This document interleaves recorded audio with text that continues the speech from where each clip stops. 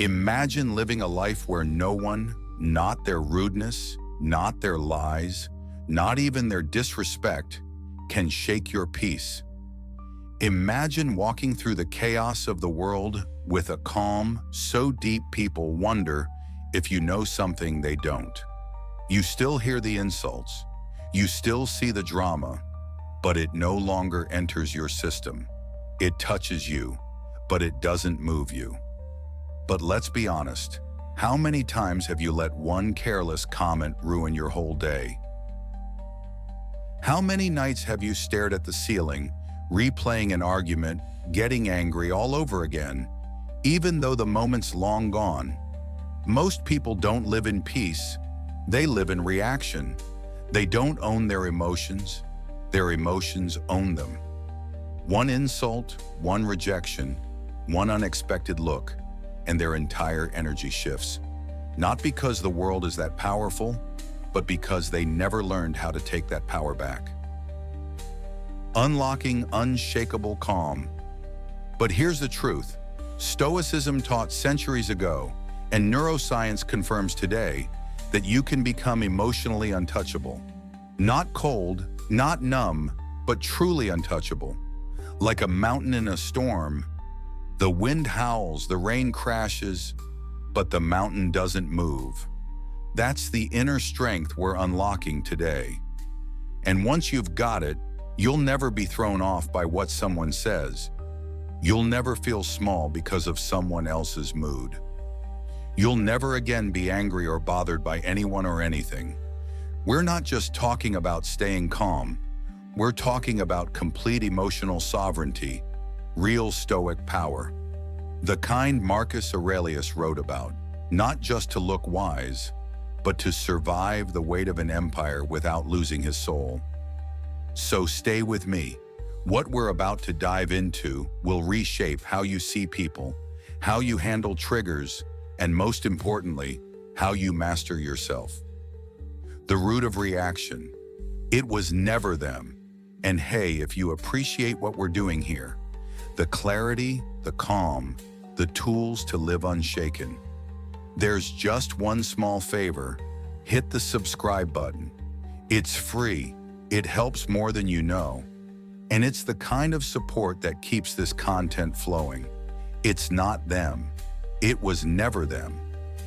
That's the first shift in perception you need to make if you want to stop being angry, triggered, or emotionally hijacked by others. You think it's the way they spoke to you, the disrespect in their tone, the way they dismissed your effort or rolled their eyes. But that's just the surface. What really stings is what those moments awaken inside you. Something deeper, something older, something you're not even fully aware is there. Carl Jung once said, "Until you make the unconscious conscious, it will direct your life, and you will call it fate." That's what we do every time we blame other people for how we feel. We hand over the keys to our emotional state and then wonder why we're always being driven into chaos. But here's the truth. Nobody can make you feel anything without your participation. Anger, frustration, resentment. They're not caused by other people. They're caused by your response to them. And that response is shaped by the unresolved parts of you that you've been avoiding for years. The battlefield within. Understanding your triggers, think about it. Two people can face the exact same insult. One brushes it off, the other stews in it for days. The insult didn't change. The difference is what it met inside. We're not reacting to what they said or did. We're reacting to what it touches in us. Old wounds, expectations, unquestioned beliefs. And more often than not, it's not even about the moment. It's about everything that moment reminds us of. When someone ignores you and you feel invisible, that pain isn't born in that second. It's a repetition, a mirror. Maybe it's reflecting all the times you felt overlooked growing up. When someone criticizes you and you explode, that reaction didn't come from the words themselves. It came from a need to protect an identity you've worked hard to maintain. Maybe being seen as competent or good or strong is so central to how you view yourself that even the slightest crack feels like a collapse. That's the real battlefield, not the conversation, not the coworker or the partner or the stranger online. It's what's happening in you. Aristotle said, "Knowing yourself is the beginning of all wisdom." And self-knowledge isn't just knowing what you like or what your goals are. It's understanding the places in you that still hurt, that still seek approval, that still think peace has to come from being treated a certain way. The path to emotional sovereignty. Here's where the breakthrough begins. You are not your reaction. You are not your anger. You are not your pain. You are the one watching those things. You are the awareness underneath it all. The more you connect to that awareness, the less you need the outside world to behave perfectly in order for you to feel okay. That doesn't mean you have to tolerate disrespect. It means your peace is no longer dependent on the presence or absence of it. That's a whole different level of freedom, because most people aren't really living. They're just reacting. One text ruins their whole morning. One comment online derails their whole mindset. One bad look from someone else and they spiral into self-doubt. That's not living. That's surviving on emotional autopilot. But you can step off that ride. And it starts when you stop making them the villain in your story. The moment you stop saying, "They made me feel this way," and start saying, "Something in me responded to that," everything changes. You take back your power. You begin to ask better questions, not "Why are they like this?" but "Why does this bother me so much?" Not "Why are they so disrespectful?" but "What am I holding on to that makes me so reactive to this?" Choosing your response to that question, "What am I holding on to?"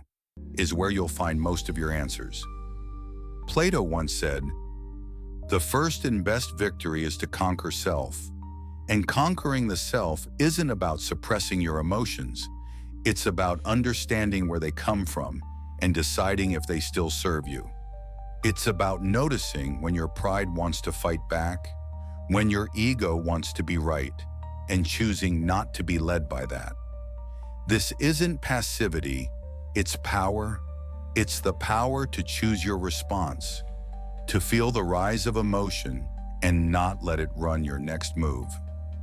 That kind of control isn't something you're born with. It's something you train, like a muscle, like discipline, like presence. The people who trigger you the most, they're your greatest teachers, not because they're wise or kind or helpful, but because they show you exactly where you're still attached, where you're still raw, where you've built an identity that depends on others, treating you a certain way to feel valid. And when you use those moments as mirrors, not battlefields, you grow. That's the difference between reacting and evolving. The unshakable anchor.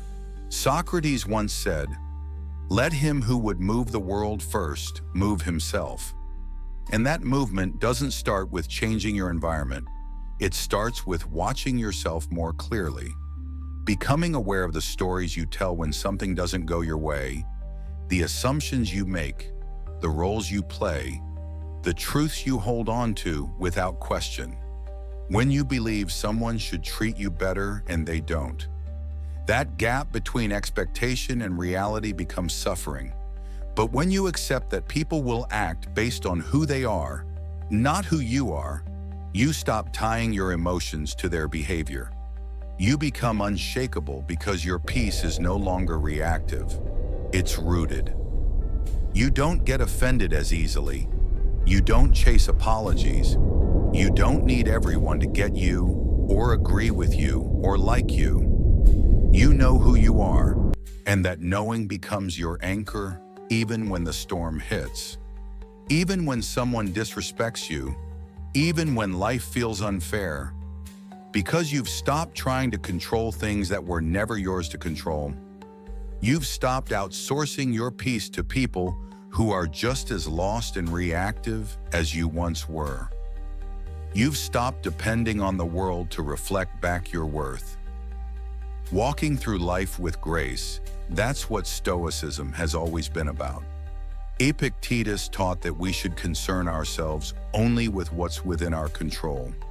Our thoughts, our actions, our beliefs. Everything else, what people say, what they do, how they treat us, is external. If you anchor your calm to the external, you'll never be steady. But if you learn to rest it in the internal, nothing can move you. That's the invitation, to move through life with grace, not because life is gentle, but because you are grounded. To face criticism, rejection, misunderstanding, and remain clear. Not numb, not shut down, but strong, centered, awake. The doorway to inner work the next time someone tries to provoke you, let it pass through. Don't deny the reaction, just don't identify with it. See it rise, watch it fall, let it be what it is, a ripple, not a wave. And if it still gets to you, if the sting lingers, if the thoughts come back later, good. That's not failure. That's the doorway. That's where you walk through and say, here's where I still need to do the work. Because the goal isn't to become emotionless. The goal is to become emotionally free, not controlled by impulses, not ruled by pride, but aware, intentional, unbothered. Not because you avoid life, but because you face it so deeply it no longer scares you. And when you live from that place, people notice. They may not say it out loud, but they feel it. The steadiness, the calm, the energy that says, you can bring me chaos, but you won't pull me into it. That's not arrogance. That's mastery. Reclaiming your inner calm, and if you've made it this far, there's a reason. Some part of you knows it's time to stop giving your peace away to people who don't even know what they're doing. Some part of you knows that your calm is too precious to keep handing out in exchange for approval, validation, or control. You weren't born knowing how to react to rejection. You didn't arrive in this world with a detailed manual that said, when someone disrespects you, flare up. When they ignore you, crumble. When they criticize you, defend your pride at all costs. Those reactions, the quick anger, the defensiveness, the need to prove something, those were learned, passed down, absorbed like secondhand smoke. You didn't write the script, you just started playing the part. That's what makes this so powerful, to realize most of what you think is you. Your temperament, your triggers, the way you react under pressure isn't actually you. It's conditioning. It's habit. It's a script that started writing itself long before you were aware it was even happening.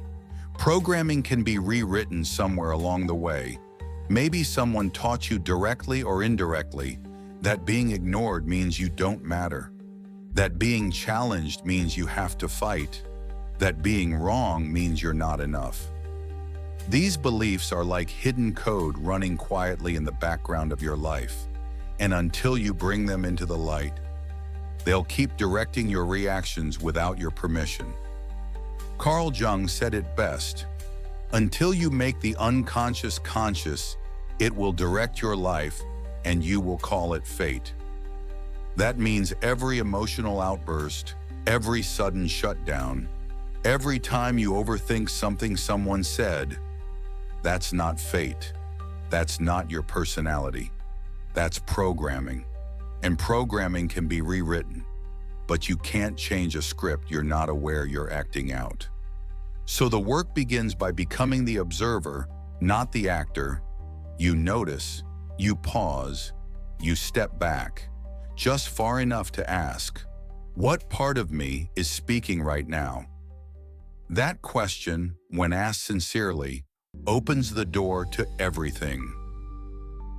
Beyond intensity, tracing the fire to the spark, because the moment you feel triggered, the moment something or someone lights a fire in you, it's easy to believe that fire is righteous, that it's justified.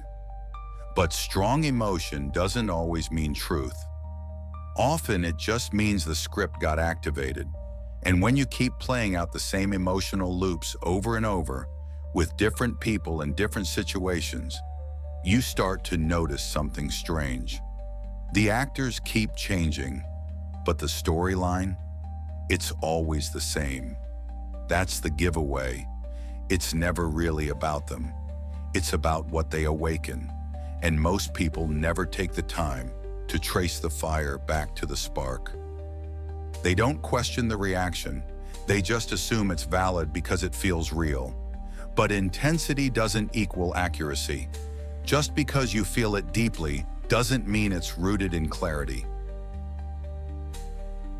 Reclaiming your authorship, and when you start to unpack those reactions, what you'll often find underneath isn't strength, it's fear. Fear of being seen a certain way, fear of not being heard, fear of not being enough. The script says, if I'm criticized, I must defend. But what if you didn't? What if you simply listened, filtered, and chose your response, not from fear, but from presence? That's authorship. That's what it means to take the pen back. It doesn't mean you never feel anger or sadness or discomfort again. It means you're no longer reacting from an unconscious place. You're responding with awareness.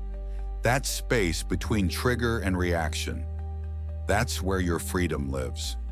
Viktor Frankl, a man who survived unspeakable trauma, said it like this: between stimulus and response, there is a space.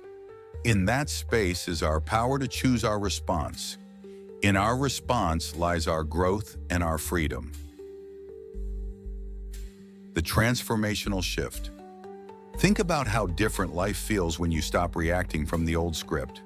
Someone interrupts you in a conversation, and instead of jumping to reclaim your voice, you observe, you breathe, you respond calmly, or maybe not at all. Not because you're weak, but because you've realized not every moment deserves your energy. You've stopped auditioning for people who don't hold the power to validate you. That shift isn't subtle, it's transformational. It's the moment you move from being emotionally controlled to emotionally in control. Not controlled as in robotic, controlled as in present, conscious, grounded. When you no longer need to prove or win or be right just to feel secure, you've won something much deeper than any argument could offer. And you begin to notice the scripts that once controlled you lose their grip. The need for approval fades. The fear of being misunderstood softens. The urge to match someone else's aggression with your own dissolves. You realize you don't have to mirror the chaos around you. You can be the calm that reminds people. There's another way to live, the quiet strength of self-awareness. Plato once said, "The first and greatest victory is to conquer yourself." He wasn't talking about domination.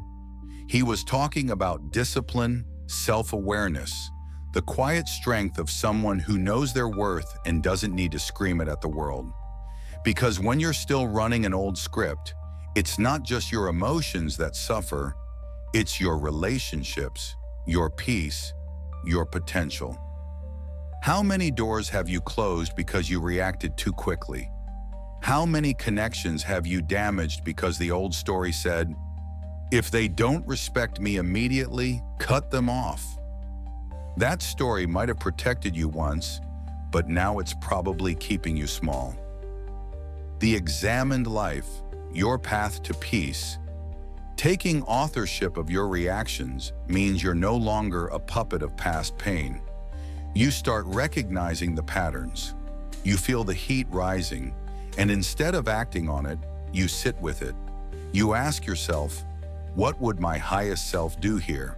And then you do that, even if it's hard, especially if it's hard. Socrates once said, "The unexamined life is not worth living." And if that feels too heavy, let's flip it. The examined life is where you find your peace. That's where you begin to experience something rare in this world: sovereignty over your inner world. That's not something someone gives you. That's something you claim. And yes, it takes work. Yes, it's uncomfortable at times. Watching yourself isn't always fun, but neither is staying stuck in patterns that keep you reactive, restless, and resentful. Living from choice. A new narrative. When you stop reacting from the script, you start writing something new. You stop being the echo of every harsh word you've ever heard. You stop playing out roles written by fear, ego, or childhood defense mechanisms. You start living from choice, and people around you will feel the difference. They'll notice you don't flinch the way you used to, that you're not baited by sarcasm or passive aggression, that you don't need to win every interaction. You'll stop chasing closure from people who can't even give it to themselves. You'll stop needing every misunderstanding to be corrected. Sometimes you'll just let it go, not because you're defeated, but because you've chosen peace over performance. That's emotional authorship.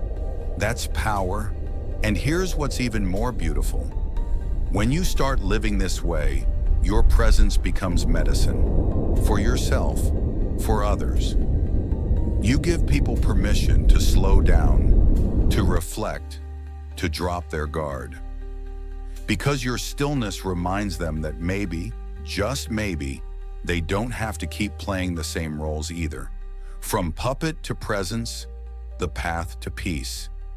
So the next time you feel triggered, remember this: that first surge of emotion, it's not you, it's the script, and you don't have to follow it. You can pause, breathe, reclaim the pen, and write something better. Every time you do, you become less of a puppet and more of a presence. Less of a reaction and more of a response.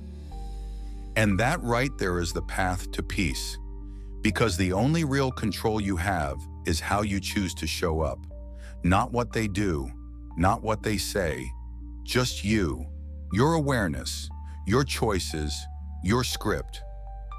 The cost of taking it personally, and if you've come this far and something in you is waking up, if this resonates in a way you didn't expect, it's not by accident. You were meant to hear it. You didn't lose control when they said the words. You lost it the moment you took them personally.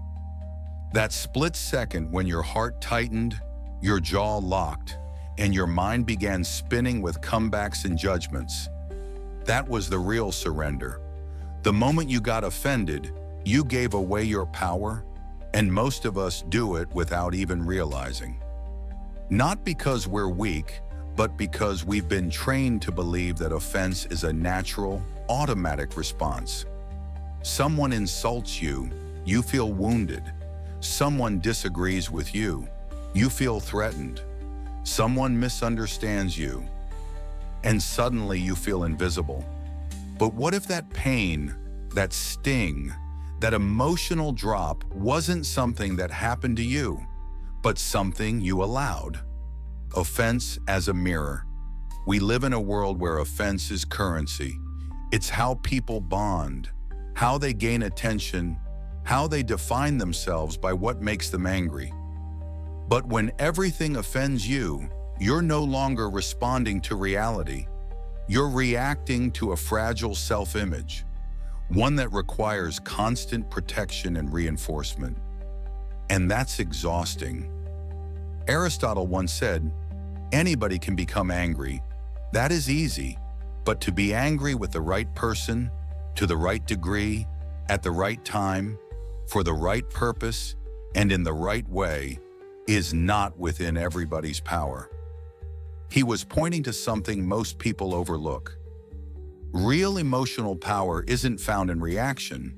It's found in restraint, in discernment, in choosing what deserves your energy. Because here's the thing, offense is not objective.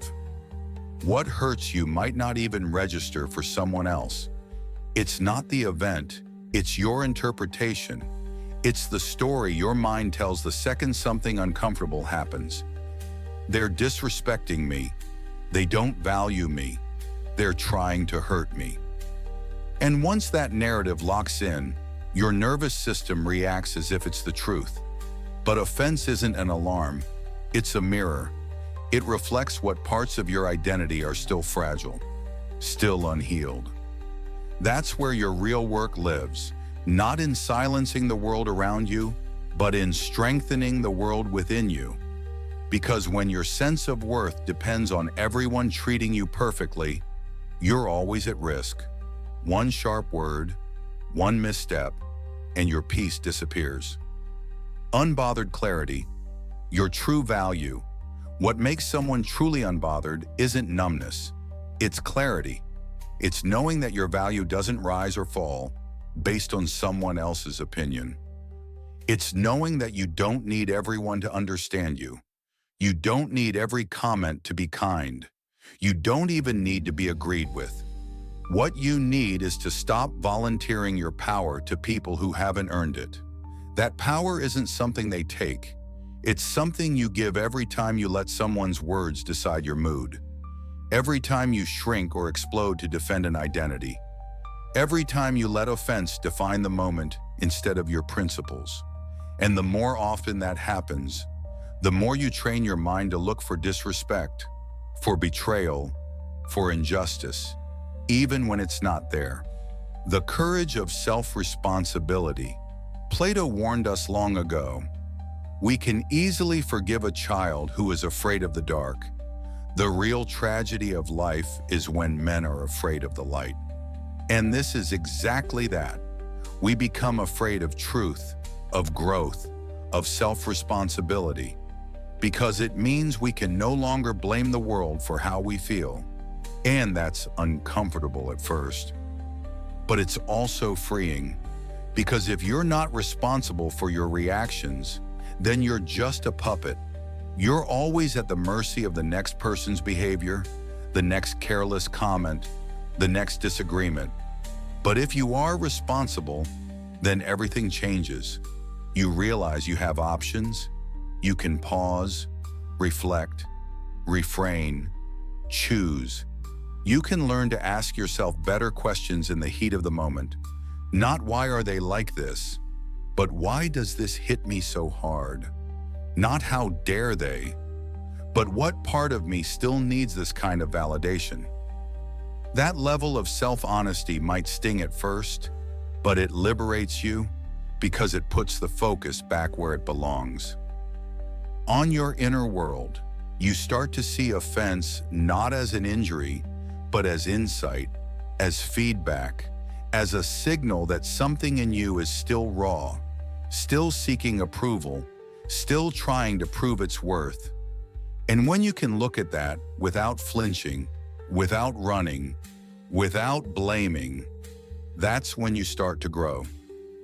Building a new default, Socrates once said, "The secret of change is to focus all of your energy not on fighting the old, but on building the new." Getting offended is often just fighting the old. Old beliefs, old stories, old defenses. But when you stop feeding that loop, you can start building something stronger. A new default, one rooted in confidence, in composure, in quiet strength. You stop reacting from your wounds and start responding from your values. You become harder to provoke, not because you're colder, but because you're wiser, because you know the difference between something that's harmful and something that's just uncomfortable, between disrespect and misunderstanding, between actual threats and imagined ones. The moment you realize you don't have to respond to every challenge is the moment you step into a deeper kind of freedom. And that freedom isn't about letting people walk all over you. It's about refusing to let them walk inside your mind without permission. The energy of self-respect. Let's say someone insults you. You hear it, you feel it, but you don't react. You don't internalize it. You watch it like a passing car. It's there. You see it, but it doesn't hit you. That's not detachment. That's self-respect. You respect yourself enough not to let a few careless words rewrite your self-image. And when you operate from that place, your energy changes. You stop needing to prove yourself in every interaction. You stop getting sucked into pointless arguments. You stop throwing away your peace like it's cheap, and people feel it. They may not say it, but they sense the difference. That groundedness, that emotional weight, that quiet command that says, I'm not here to be triggered, I'm here to be free. Emotional sovereignty. Your ultimate power, freedom in this sense, isn't just about time or money or lifestyle.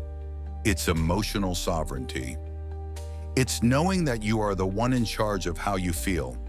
Not the world, not the crowd, not the algorithm, not the stranger in the comments. You. And yes, it's hard sometimes, especially when the insult feels personal, when it echoes something you already feared was true.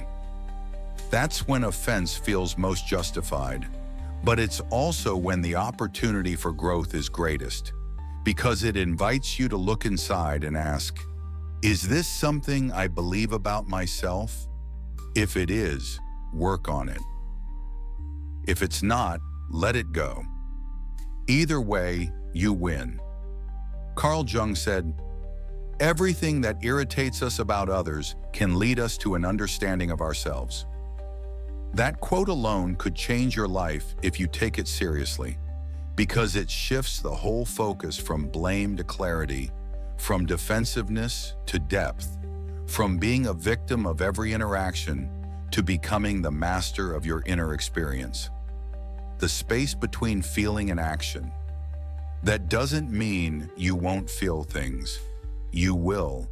You're human. But feeling something doesn't mean you have to act on it. And that's where power lives, in the space between the feeling and the action, in the choice to breathe instead of lash out, to listen instead of argue, to let the moment pass without turning it into a storm. So the next time you feel the sting of offense rising, remember this is a fork in the road. You can give your power away, or you can keep it. You can replay the insult in your head all night, or you can see it for what it is, a passing thought from someone who may not even understand themselves. Because in the end, what offends you reveals more about you than it does about them. It points to the edges of your ego, the cracks in your confidence, the places you're still not fully at peace with who you are. And when you heal those places, the world stops being so loud, so hostile, so threatening. You start to move differently, speak differently, think differently. You don't walk into every room trying to protect yourself. You walk in already whole. It's about knowing you don't need to be offended to stand strong. And when you finally stop giving it away, that power becomes yours again, fully, quietly, permanently. They're bleeding on you when someone lashes out, mocks you, or treats you coldly. For no clear reason, your first instinct might be to take it personally, to believe it's an attack, to feel like you did something wrong or that you're somehow not enough. That's how we've been trained to think. If they're upset, it must be about us. If they're distant, we must have failed. But the truth, the deeper truth, is this. They're not attacking you, they're bleeding on you. That anger, that sarcasm, that sharp look, it's not a weapon aimed at your identity. It's a symptom of something unhealed in them. Pain has a way of leaking out. Sometimes it erupts. Sometimes it festers silently. But it always shows up somewhere, and often it lands on the people closest by. You just happen to be standing there when it spilled over. Understanding the darkness of others. Carl Jung once said, "Knowing your own darkness is the best method for dealing with the darkness of other people." What he meant is this: the more you understand your own wounds, your own emotional history, the easier it becomes to see that others aren't trying to hurt you, they're trying to survive themselves. And sometimes survival looks like silence. Sometimes it looks like control. Sometimes it looks like cruelty. But in almost every case, it's just pain in disguise. Think about how you behave when you're hurting. Do you always communicate clearly? Are you always patient, open, and kind when you're overwhelmed, scared, or grieving something privately? Probably not. That's not because you're a bad person. It's because pain narrows the mind. It turns the heart inward. It shuts down empathy. And that's what happens to others too. But here's where most people get stuck. They think recognizing someone else's pain means excusing their behavior. It doesn't. You can still set boundaries. You can still say, "This isn't okay," but you say it with clarity, not with confusion. You say it without tying their pain to your worth, not yours to carry, releasing the emotional burden. Because when someone treats you with disrespect, the danger isn't just what they say or do. It's what your mind makes of it, the interpretation, the story that forms. They ignored me, so I must not be valuable. They yelled at me, so maybe I deserved it. These quiet conclusions are where the real damage lives. But when you remember that their behavior is about them, not you, something changes. You stop absorbing the energy. You stop replaying the moment on a loop. You don't carry it into your sleep, your relationships, your self-image. You see the pain for what it is: misplaced, misdirected, misunderstood, but not yours to carry. Socrates taught that people are not angry at you. They are angry at themselves for not being able to manage you. That's a humbling thought. What seems like an attack is often a reaction to their own lack of control, their own inner chaos. Your calm, your confidence, your silence. It reminds them of what they haven't resolved, and sometimes that's enough to trigger them. Holding your ground with clarity, it's not your job to fix them. But it is your responsibility not to internalize it, because if you let their bleeding define you, you become a reflection of their wounds, not your truth. You start to react instead of respond. You match their tone. You mirror their dysfunction. And slowly, without noticing, you become part of the pain cycle too. But there's another path, one where you don't have to retaliate, one where you don't have to shrink, one where you simply stand in your strength and say, "I see what this is, and it's not mine." That's not indifference, it's mastery. It's the kind of inner stillness that can only come when you realize your self-worth doesn't rise or fall with someone else's mood. Plato once wrote, "Be kind, for everyone you meet is fighting a hard battle." He didn't say everyone deserves your energy, but he did remind us that most people are carrying something invisible, an old betrayal, a deep fear, a relentless voice in their head that never lets them rest. And when that pressure builds, it erupts, often onto the wrong person. Processing pain without internalizing it, that doesn't mean you should accept mistreatment. It means you no longer mistake it for truth. This is how you hold your ground. You recognize the pain. You honor your own boundary. But you don't take the insult into your identity. You don't let someone else's behavior rewrite your story. You just let it pass, not because you're weak, but because you're finally strong enough not to need their validation. And what happens over time is remarkable. You start to see patterns that were invisible before.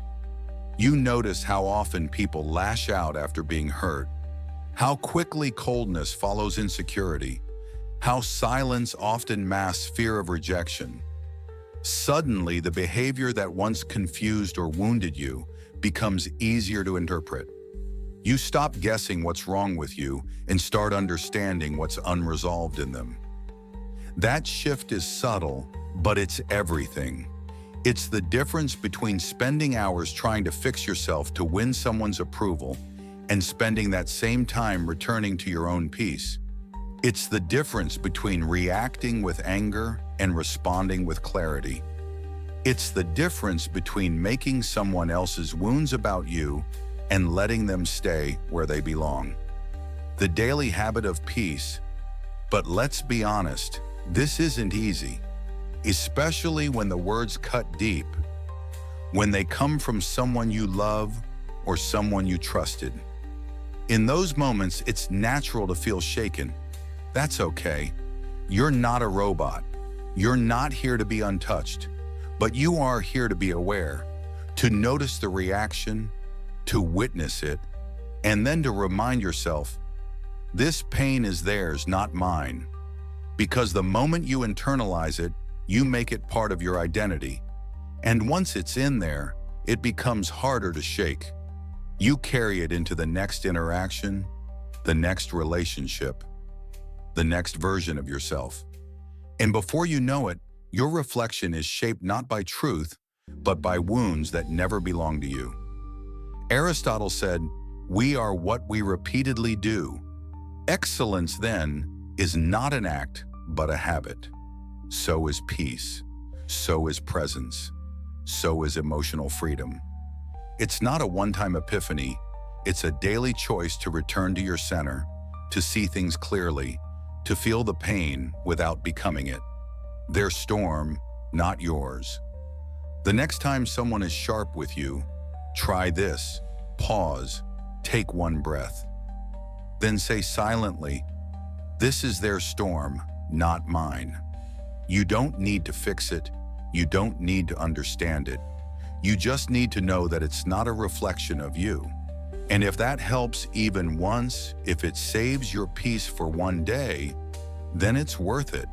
Because the people who bleed on you, they may never know the impact of their words, but you do. And that awareness gives you something rare. The ability to stop the cycle, to end the transfer of pain. To feel what's happening around you without letting it redefine what's happening within you. So when the world gets loud and the comments get sharp and the people around you forget their own worth and try to project it onto you, stay rooted, not defensive, not dismissive, just steady. Unexamined expectations, sleeping traps. No one tells you this when you're young, but the deepest emotional pain you'll feel in life often won't come from what people do. It'll come from what you expected them to do and they didn't. That sting you carry, the disappointment that lingers, the tension you replay in your head late at night. It's usually not about the words said or the silence that followed. It's about the invisible contract you were holding on to, the one that said, "If I'm kind, they'll respect me. If I show up, they'll value me. If I'm honest, they'll never hurt me." But no one signed that contract except you. And when life doesn't follow your script, it feels like betrayal. But it's not betrayal. It's life being life. It's people being human. And it's you slowly learning that your expectations were never guarantees. They were silent demands that the world didn't agree to. Aristotle once said, "Hope is a waking dream, but unexamined expectations, they're more like sleeping traps. You walk into them blindly, thinking the world owes you something, thinking people will love you the way you love them. Thinking fairness is a rule, not a hope. And when those expectations collapse, it doesn't just hurt, it breaks a version of reality you thought was secure. Self-authored suffering, the illusion of control. We don't often realize it, but most of our emotional suffering is self-authored. Not consciously, not with malice, but through the quiet, constant creation of inner contracts with our friends, our partners, our family, even with strangers. We walk through life believing, if I do this, I should get that. But life doesn't work like a vending machine. You don't insert kindness and always get appreciation. You don't give your best and automatically receive fairness. People don't play by rules they never knew they were part of, and that's where the pain comes from. When someone forgets to acknowledge your effort, it cuts, not because of the act itself, but because of what you expected in return. When you open up to someone and they pull away, it burns. Not because sharing was wrong, but because you assumed they'd hold space for you. We don't just get hurt by what happens. We get hurt by what we thought should happen instead. The freedom of acceptance. Carl Jung said, "The most terrifying thing is to accept oneself completely, but I'd add that the most freeing thing might be to accept others as they are too. Not as we hope they'd be, not as we assume they'd act, but as they actually show up. Because when you stop expecting people to behave like versions of themselves you created in your mind, you finally let reality breathe. And with that breath comes peace. This doesn't mean giving up on standards. It doesn't mean settling or tolerating harm. It means learning the difference between a value and an expectation. A value is how you choose to live. An expectation is how you believe others should live in response. One gives you power, the other slowly drains it. Plato once said, "Wise men speak because they have something to say, fools because they have to say something." In a similar way, wise people give because it's who they are, not because they're trying to force an outcome. When you remove the hidden strings from your actions, you start doing things from love, not leverage. That's rare, and that's powerful. Giving without expectation. Think of how often you felt let down by someone who didn't even know they were on a stage, reading from a script you wrote in your head. You thought they should know better, they should have said something, they should have shown up, but maybe they weren't trying to hurt you. Maybe they were just being themselves, imperfect, unaware, or operating from their own unspoken scripts.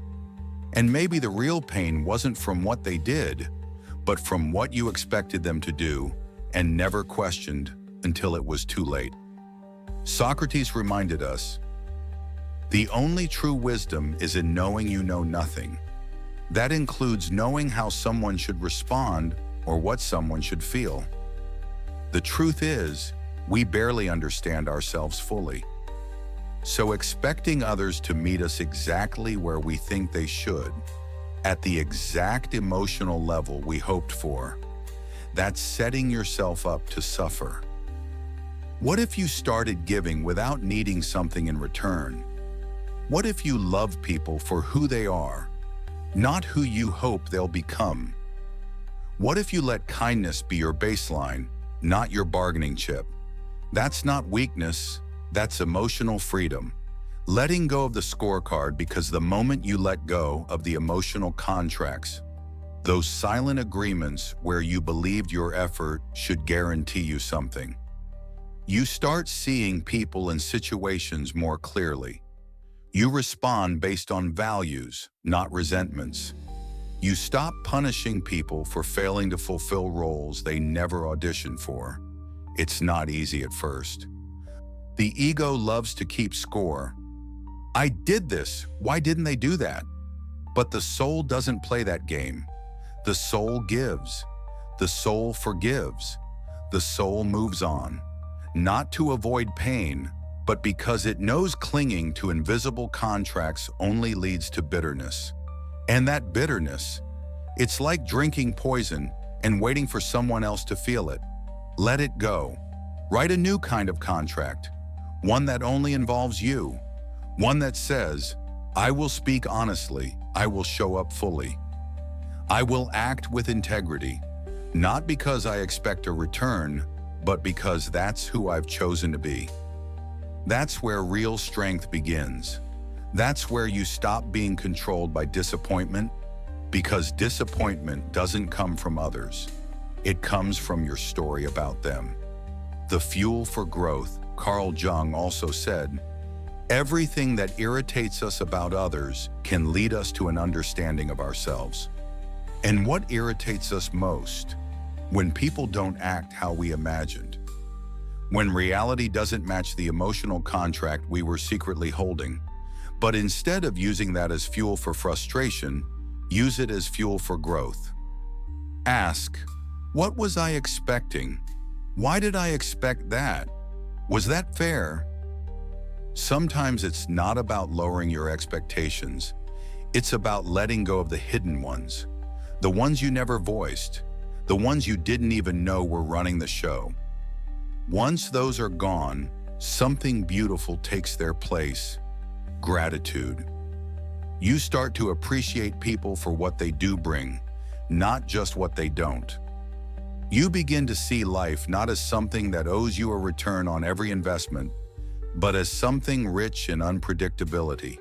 And oddly enough, when you stop expecting so much from others, they often show up more sincerely, because there's no pressure, no scorekeeping, no silent weight they can feel but can't understand.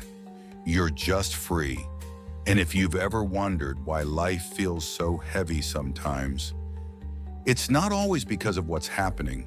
It's often because of what you expected to happen and now have to let go of. The identity contract, a fragile construct. Most of the pain you carry isn't from what the world does to you. It's from who you think you have to be in it. The person you believe you are, or more accurately, the person you think you're supposed to be, is often the very reason you feel offended, rejected, or overwhelmed. That identity, the image you've been shaping and protecting for years, isn't just how you see yourself. It's a contract your ego wrote behind your back, full of terms that you never consciously agreed to, yet follow every single day. It says things like, if I'm smart, I can't be wrong.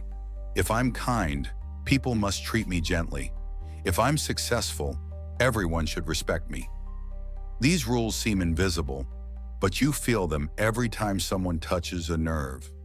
Every time someone questions you, interrupts you, underestimates you, or doesn't see you the way you see yourself. Something inside tightens, and it's not just discomfort, it's fear. Fear that this identity you've built is being challenged. And if that identity breaks, you're left wondering what's underneath. Conquering the self beyond the mask. Plato once said, the first and best victory is to conquer self. But how do you conquer something you don't fully understand? Most people don't realize that the image they're defending isn't who they truly are. It's a mask, a performance, a structure of beliefs built on experience, repetition, and the need to survive emotionally.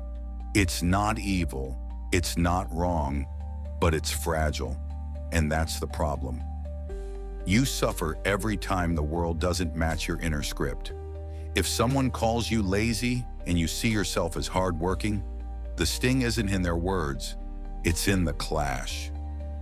If someone ignores you and you pride yourself on being important, the pain isn't in the silence, it's in what it says about your value. Your identity resists anything that contradicts its narrative. And when it resists, it creates conflict. Inside first, then outside.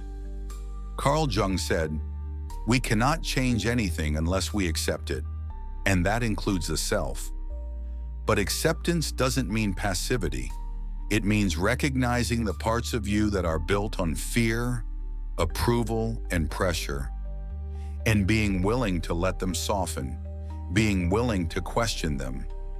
The freedom of just being, because when you ask, "Who am I, really?" most people respond with roles, titles, labels. I'm a good person, I'm a leader, I'm not someone who gets disrespected. But these identities are often built defensively, not to express who we are, but to avoid who we fear being. So we hold tightly to them, and the tighter we hold, the more easily we break. What if your identity contract didn't need to be defended? What if you didn't need to be seen as right all the time, or strong all the time, or unbothered all the time? What if you could just be, without explanation, without apology, without the mental gymnastics of proving who you are? Socrates reminded us, the unexamined life is not worth living. And when you stop to really examine your emotional patterns, what you often find is that pain follows protection. The more you protect an identity, the more vulnerable you become to anything that threatens it. That's not confidence, that's prison. Because then your peace depends on how others see you, how they speak to you, whether they get you or not. Real strength, humility, and adaptation. But freedom? Freedom is knowing who you are at your core, beyond the job, the compliments, the reputation. It's being secure in your character, even when someone else questions your behavior. It's being rooted in your values even when someone misunderstands your actions. It's the quiet knowing that you don't have to be seen as perfect to be whole. Aristotle believed that knowing yourself is the beginning of all wisdom. But knowing yourself means more than just being aware of your preferences or goals. It means being willing to dismantle the identity you've built if it's keeping you from peace. It means asking, is this version of me helping me grow, or just keeping me safe? Safe from judgment, safe from rejection, safe from ever having to admit you're still learning, still evolving, still unfinished. And when you let go of the identity contract, something surprising happens. You become less reactive. You stop seeing every disagreement as a personal attack. You stop needing every interaction to affirm who you are. You don't need to correct every misunderstanding. You don't need to chase every lost perception. You can let people think what they think because you know who you are, and that knowing doesn't need defending. The paradox of ego. But here's the paradox. The ego convinces you that defending your image is strength, that being seen as certain, unshakable, and always composed is the goal. But real strength is humility. It's being able to say, yes, I used to believe that. I've changed. Or maybe I was wrong. Or I don't need to convince you. That's not weakness. That's power. Because now your identity isn't rigid. It's alive. It breathes. It adapts. It evolves. And it doesn't collapse every time someone pushes back. Think about how much energy you've spent trying to manage your image. How many words you've used to explain yourself. How many moments you've lost replaying a comment or conversation just because someone didn't see you the way you wanted to be seen. That's not living, that's reacting. And reaction is always rooted in fear. Fear of being misunderstood. Fear of not being enough. Fear that if the image cracks, you'll fall apart. Becoming who you truly are, but you won't. Because you are not the image. You are the awareness behind it. Carl Jung also said, the privilege of a lifetime is to become who you truly are. Not who you were told to be, not who you think you have to be. Who you truly are when you strip away the labels, the pressure, the performance. That version of you doesn't need applause. It doesn't need defense. It just exists, steady, present, and real. And when you start living from that place, you become untouchable in a different way. Not because nothing affects you, but because nothing defines you without your permission. You're no longer chained to reactions. You respond from clarity, from wholeness, from depth. That's why the person you think you are, the one you've been holding on to, is often the root of your suffering. Because as long as your peace depends on protecting that version, you'll never feel safe.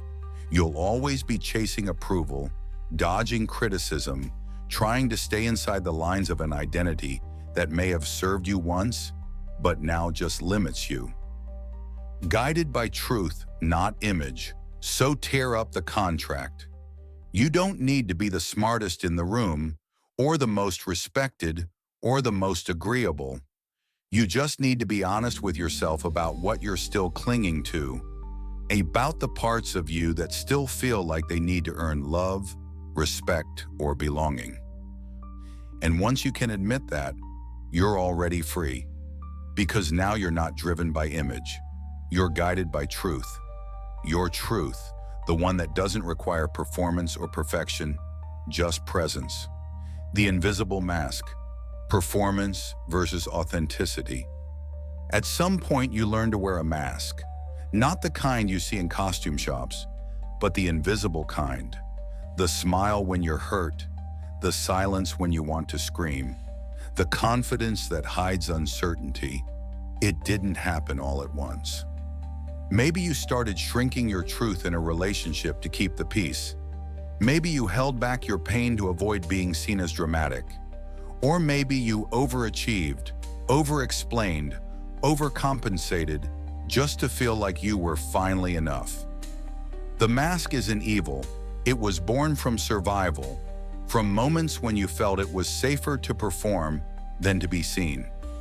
It helped you navigate a world that isn't always kind to authenticity.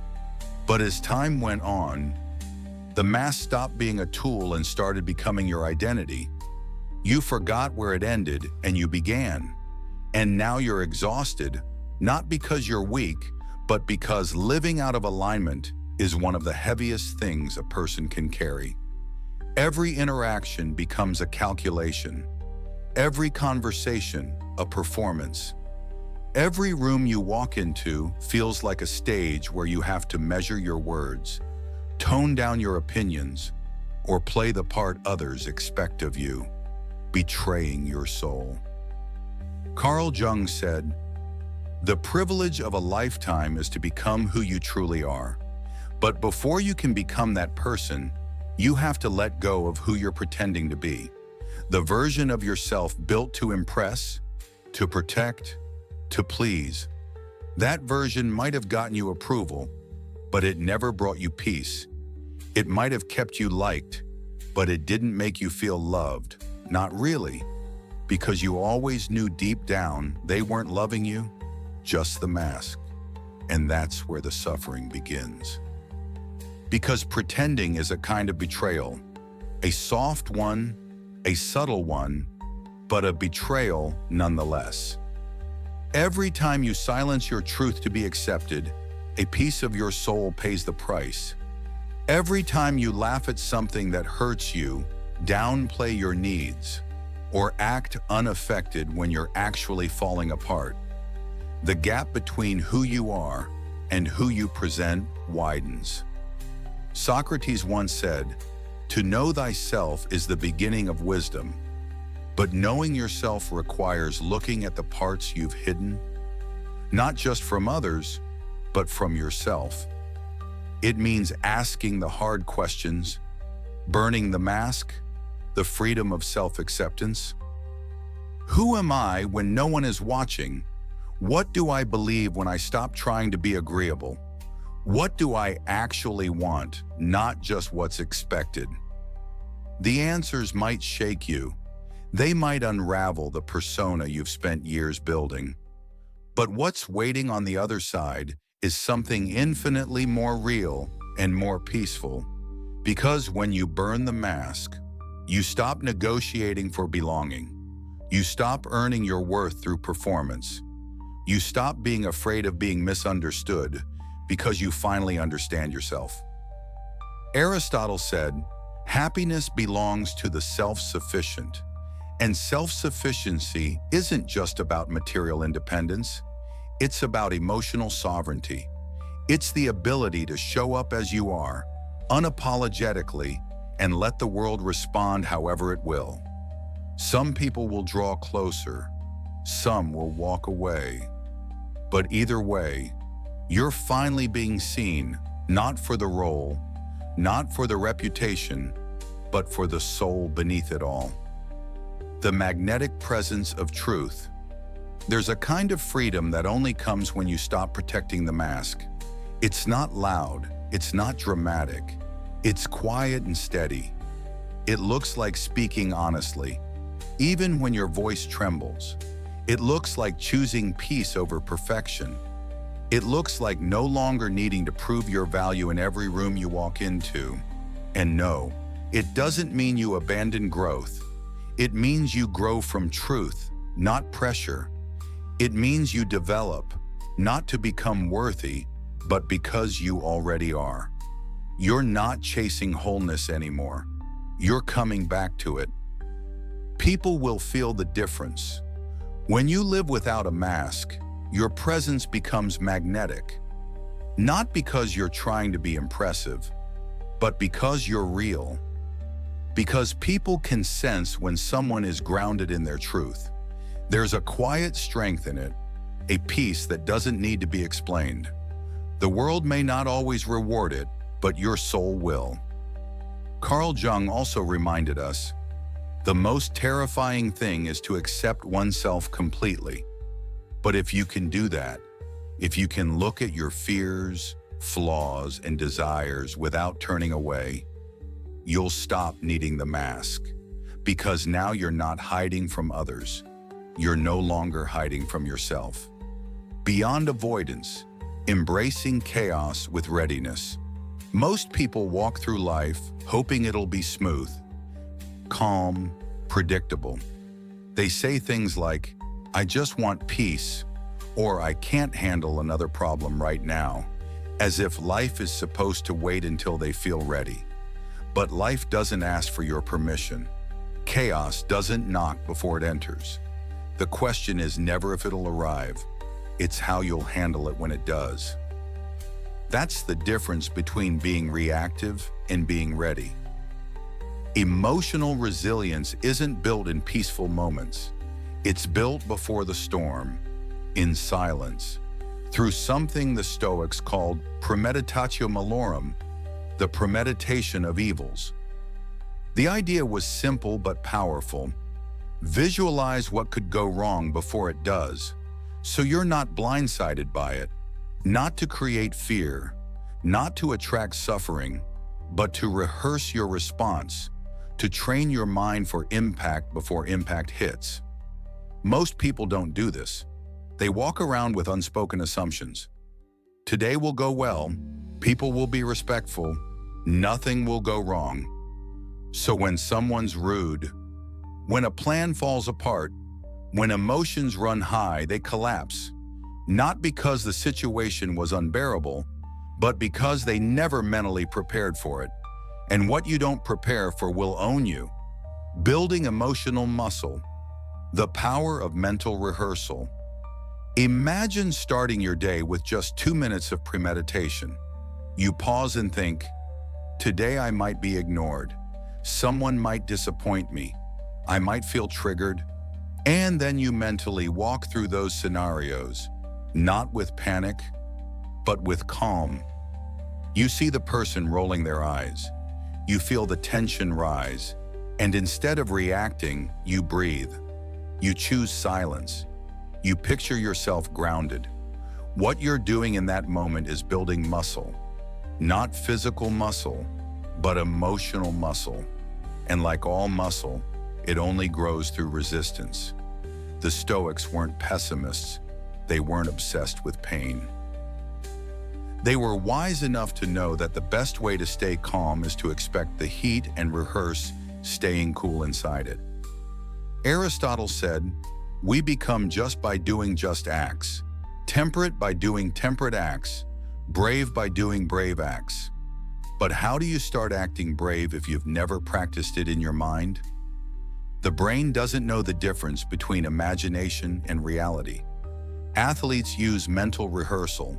So do performers, soldiers, surgeons. Why not you?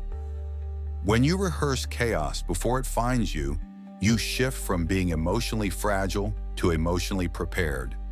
You no longer rely on circumstances to keep you balanced. You rely on training.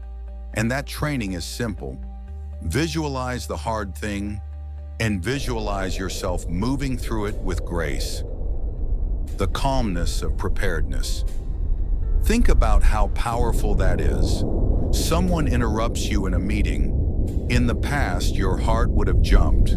Your pride would have snapped back. But now, you've seen this before in your mind. You've trained for this. So you pause. You breathe.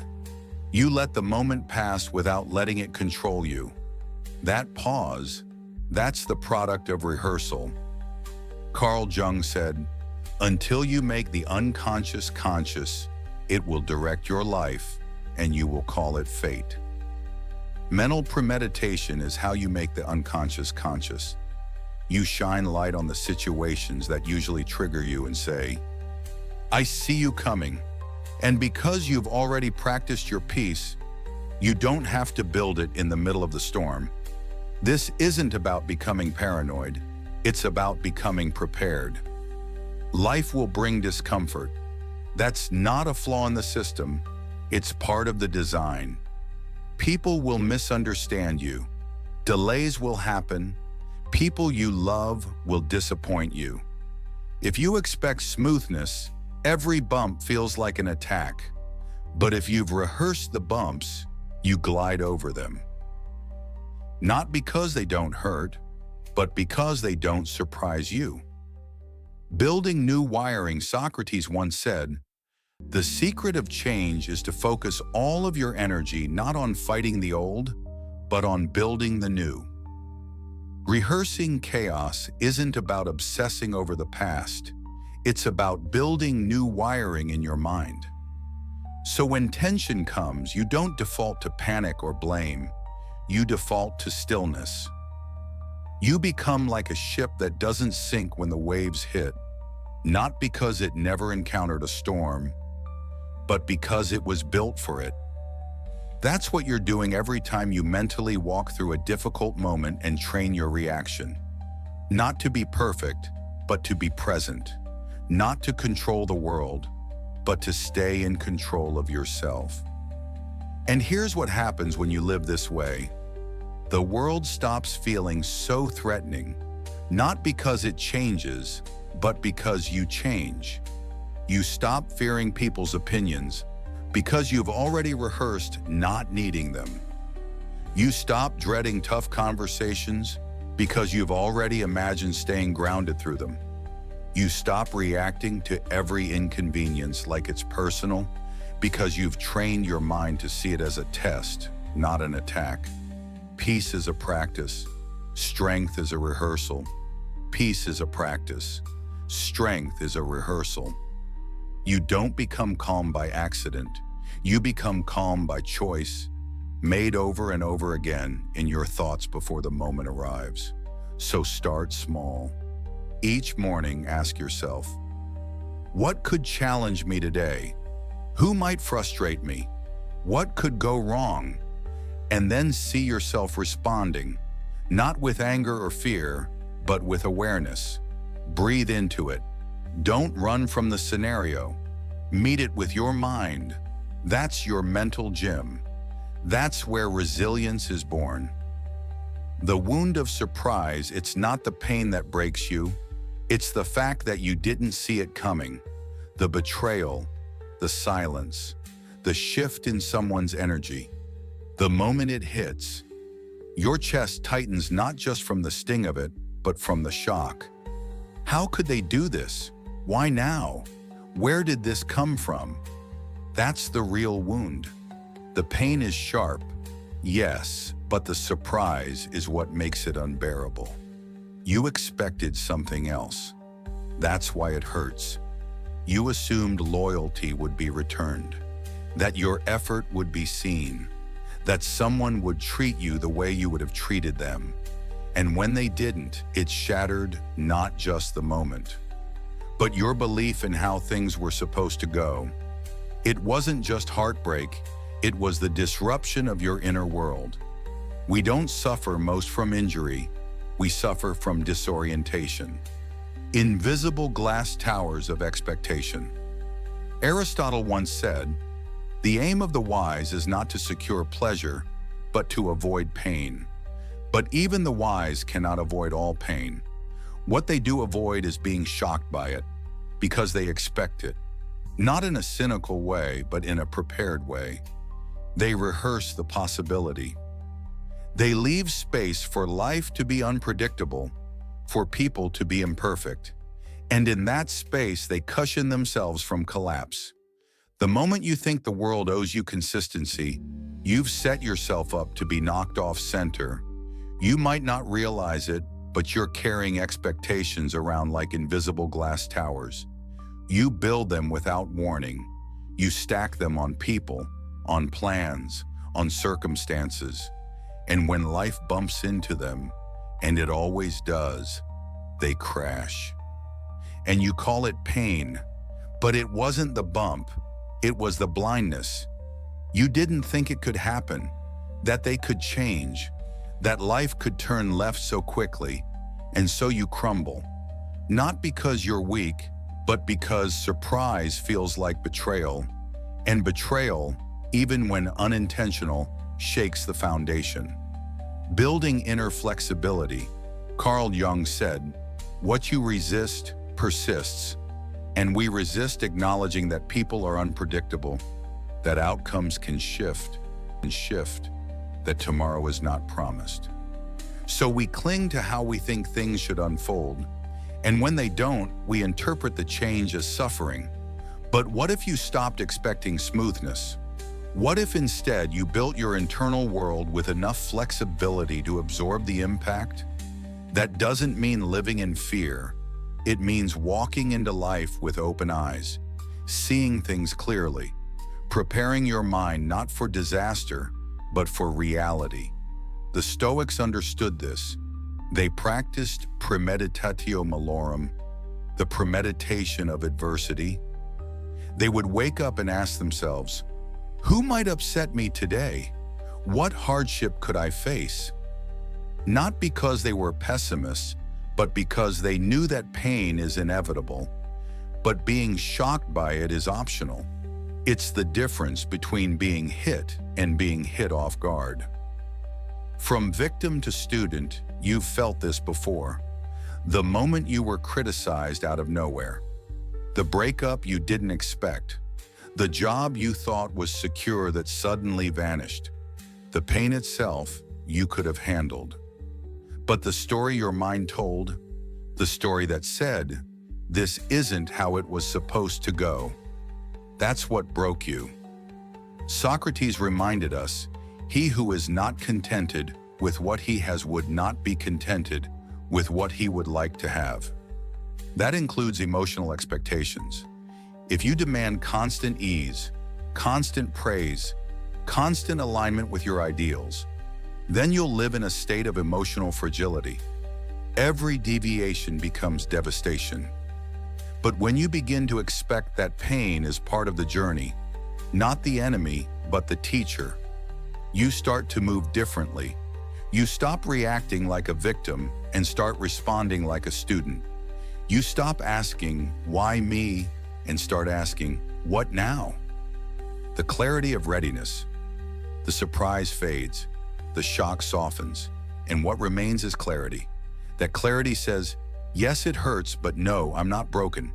It says, I didn't see this coming, but I was ready anyway. That's a powerful place to live from. It's not about anticipating every event. You can't. Life will always hold surprises. But it is about shifting your relationship to those surprises. learning not to build your identity around what you expect, but around how you adapt. When someone lets you down, it doesn't shake your foundation because you never built it on them in the first place. When plans fall through, you adjust because you never believed control was your security. When life turns suddenly, you pause because your strength comes from response, not prediction. This mindset won't eliminate pain, but it will eliminate the extra pain, the confusion, the disbelief, the spiraling. It will allow you to feel what's real without being consumed by what's imagined.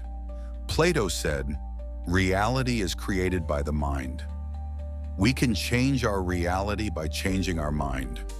When you stop believing that life must always align with your hopes and start accepting that it often won't, you stop being thrown every time it doesn't. You become steady, you become ready. And in that readiness, peace begins to grow. So the next time life hits hard, pause. Ask yourself, is this pain real, or is this the result of surprise? And if it's the surprise, smile quietly. You just found your edge. Now it's time to round it out. Anger in the ego, pride in a costume. Anger doesn't always shout. Sometimes it simmers. Sometimes it explodes. Sometimes it looks like control. And sometimes it looks like collapse. But almost every time, if you really strip it down, it's not about the principle, it's about the ego. That voice inside that whispers, "How dare they?" The one that takes things personally, that needs to be right, that equates being challenged with being disrespect. The truth is, anger, especially the kind that owns you, isn't a noble defender of justice. It's usually just pride in a costume. We love to think our anger is justified. We say things like, "I'm just standing up for myself," or "I won't let anyone treat me that way." But beneath those phrases is often a fragile identity trying to protect itself from being pierced. We confuse ego preservation with personal integrity, but they're not the same. Carl Jung said, "Everything that irritates us about others can lead us to an understanding of ourselves." That irritation, that tightness in your chest, that heat behind your eyes, it's a flare, not a weapon, not an attack. A flare pointing you toward an unhealed part of yourself. And if you're willing to look, really look, you'll see it's not the other person you're at war with. It's the story you've been telling yourself for years. The wounded voice of unexamined anger. The story that says you have to be liked to be worthy, that you must always be right to be respected, that if someone doesn't choose you, there must be something wrong with you. These stories live deep, and they sit silently until someone, usually unintentionally, bumps into them. When that happens, it's not their behavior alone that hurts. It's the echo of the wound inside. That's why the same situation can make one person explode and another stay calm. It's not the moment, it's the meaning, the filter, the history underneath. Anger can feel powerful, it can feel clarifying, even addictive, because it gives you something to hold when things feel out of control. It becomes a mask for deeper emotions you don't want to face: shame, insecurity, fear of not being seen. And so instead of asking, "Why does this hurt?" you say, "They shouldn't have done that." The attention shifts outward. The energy turns defensive. The wound hides. Socrates once said, "An unexamined life is not worth living." And an unexamined anger is especially dangerous because it convinces you that it's noble, that it's honest, that it's who you are. But anger left unexamined becomes a tool of the ego. It doesn't ask for truth, it demands dominance. It doesn't seek peace, it seeks validation. From fire to clarity, softening the ego's grip, we've all felt it. That moment when someone interrupts you and your body tightens. When you're criticized and your pride jumps in to defend. When you're misunderstood and you feel the urge to correct, to shout, to prove. But those reactions don't come from clarity, they come from identity, from the unconscious belief that I must be seen a certain way or I am not enough. Aristotle said anybody can become angry. That is easy, but to be angry with the right person, to the right degree, at the right time, for the right purpose, and in the right way, that is not easy. That kind of anger is rare, because most people don't pause to check the source. They just let it spill onto loved ones, onto strangers, onto themselves. And then they live in the aftermath. Apologies, guilt, distance, regret. But what if you did pause? What if in that heated moment, instead of speaking from fire, you asked yourself, what part of me feels threatened right now? That question softens the edges. It brings light to the ego's grip. And once you see it, you're not held hostage by it anymore. The power of presence over pride. The ego thrives in silence, in your silence. It grows when you don't examine your reactions, when you confuse volume with truth, when you let pride speak louder than presence. But when you bring awareness into the heat, the ego shrinks, not instantly, but steadily. This isn't about becoming emotionless. It's about becoming conscious, so that your anger doesn't destroy what you're trying to protect. So that you stop fighting for your identity and start living from your essence. There's a difference. One is reactive, defensive, exhausting. The other is calm, grounded, free. Plato said, "Wise men speak because they have something to say, fools because they have to say something."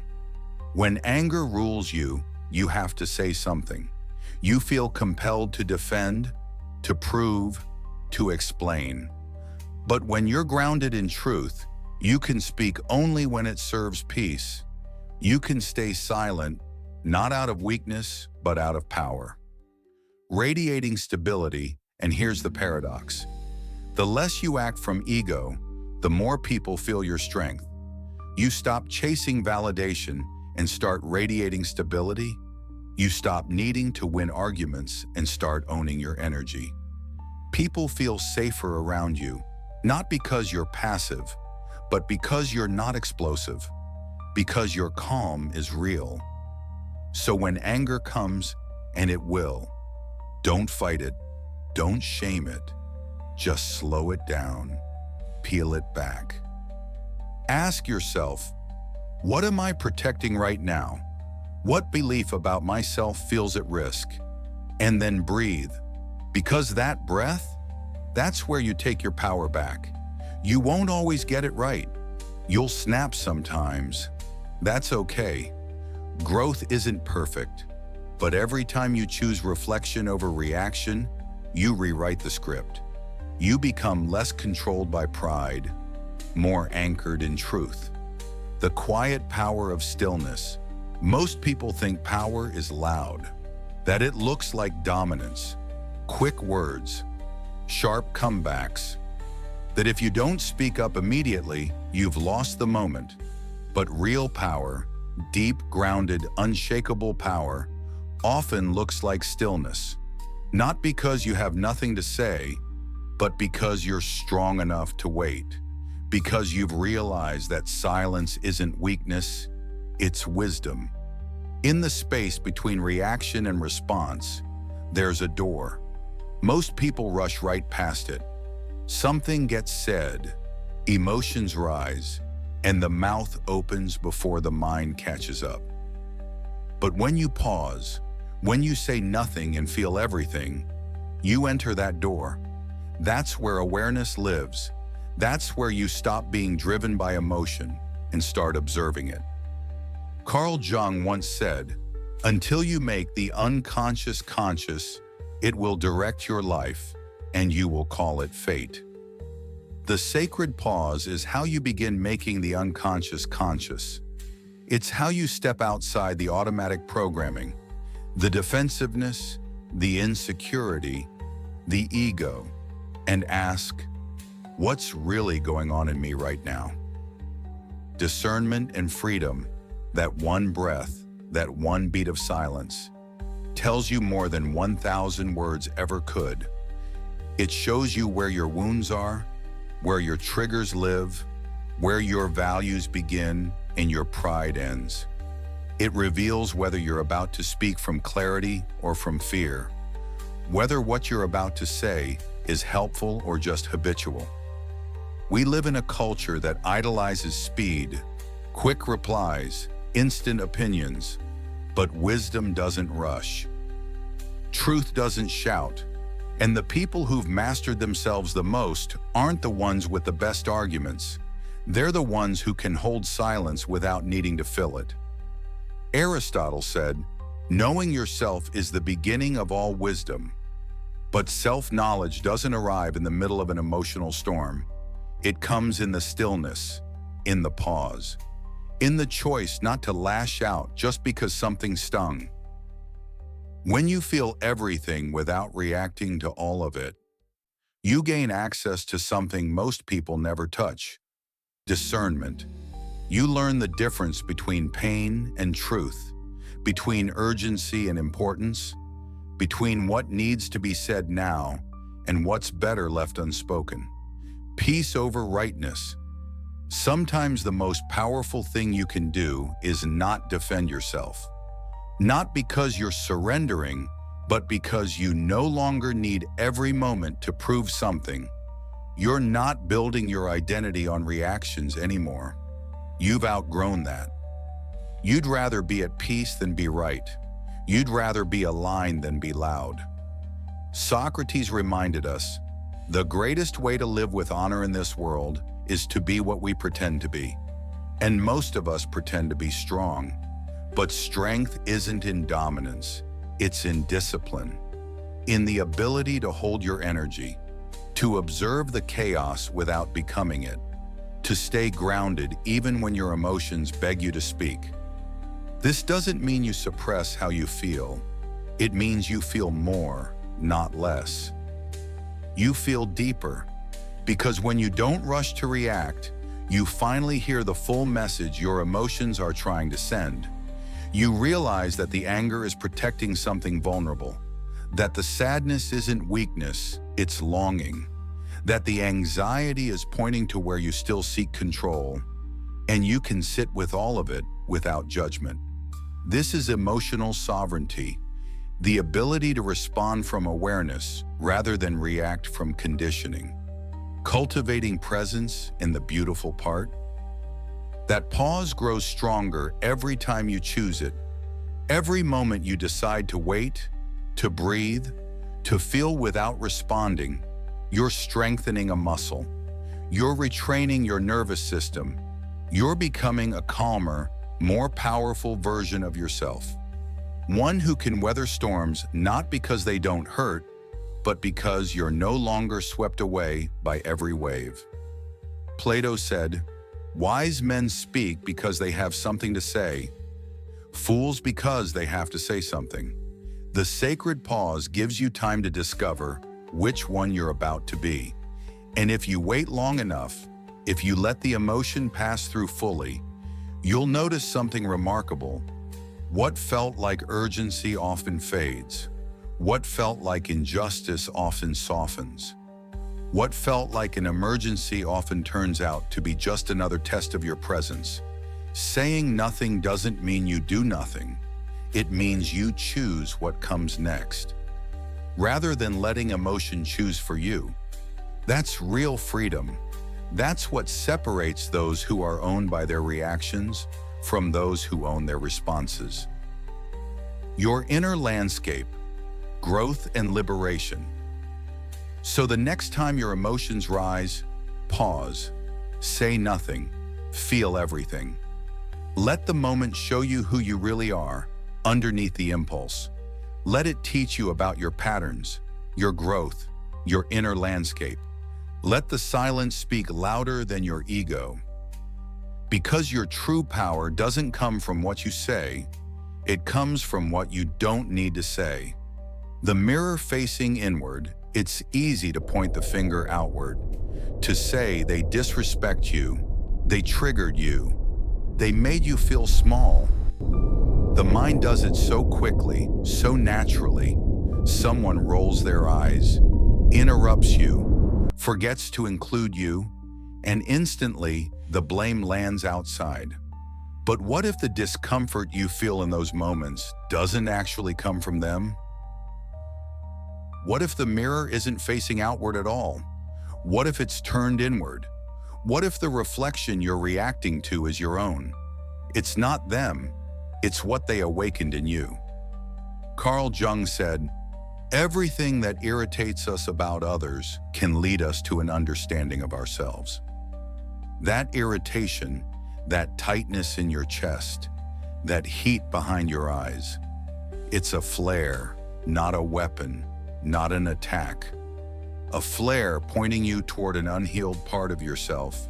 And if you're willing to look, really look, you'll see it's not the other person you're at war with. It's the story you've been telling yourself for years, from rejection to healing. The story that says you have to be liked to be worthy, that you must always be right to be respected, that if someone doesn't choose you, there must be something wrong with you. These stories live deep, and they sit silently until someone, usually unintentionally, bumps into them. When that happens, it's not their behavior alone that hurts. It's the echo of the wound inside. That's why the same situation can make one person explode and another stay calm. It's not the moment, it's the meaning, the filter, the history underneath. Think about it. You're ignored in a conversation. One part of you brushes it off, another part spirals. Why? Because being ignored might not just feel rude, it might remind you of something older. A moment where you felt invisible as a child, a time when your voice didn't matter. The pain isn't new, it's been waiting. And the other person just held up the mirror. But most people don't pause long enough to see that. They react, they point, they push away the discomfort instead of pulling it closer and asking, why does this moment feel so sharp? The world becomes a minefield full of potential threats, when in truth, the only thing that's being threatened is an idea you've wrapped around your identity. The courage to investigate, Aristotle said, knowing yourself is the beginning of all wisdom. But self-knowledge isn't always pleasant. It asks you to stop blaming and start investigating. It requires the courage to say, it's not just what they did, it's what it touched in me. That shift is hard, but it's the doorway. Because once you take responsibility for your reaction, you regain power. Not power over others, power over yourself. You stop being controlled by every glance, every tone, every offhand comment. You see the trigger. You feel the pain. But now, instead of projecting it outward, you trace it inward. And that tracing leads you somewhere real. You may find an old belief that no longer serves you, or a part of yourself you've been neglecting, or a version of you that still feels 10 years old and unworthy. And suddenly, the moment that looked like rejection becomes an invitation to heal, not just defend. From shame to curiosity, Socrates once said, "The shortest and surest way to live with honor in the world is to be in reality what we would appear to be. And in reality, we are not as calm as we pretend to be, not as healed, not as unfazed." The mirror moments, the ones that provoke us, reveal where the work is still unfinished. And that's not failure, that's guidance. You don't need to be ashamed of your reactions. You just need to be curious about them, to sit with them long enough to ask, what part of me still believes this? Because once you see it, really see it, you can begin to choose differently, The next time someone disrespects you, pause. Ask, what belief about myself is being activated right now? The next time someone leaves you out, ask, why does this make me feel abandoned? You'll start to notice a pattern. You'll stop reacting to the person and start responding to the pain. And that's when healing begins. Living content, peace beyond external validation. Because when you realize that the mirror is inside, you stop needing the world to fix itself for you to be okay. You stop demanding perfect behavior from imperfect people just so you can feel whole.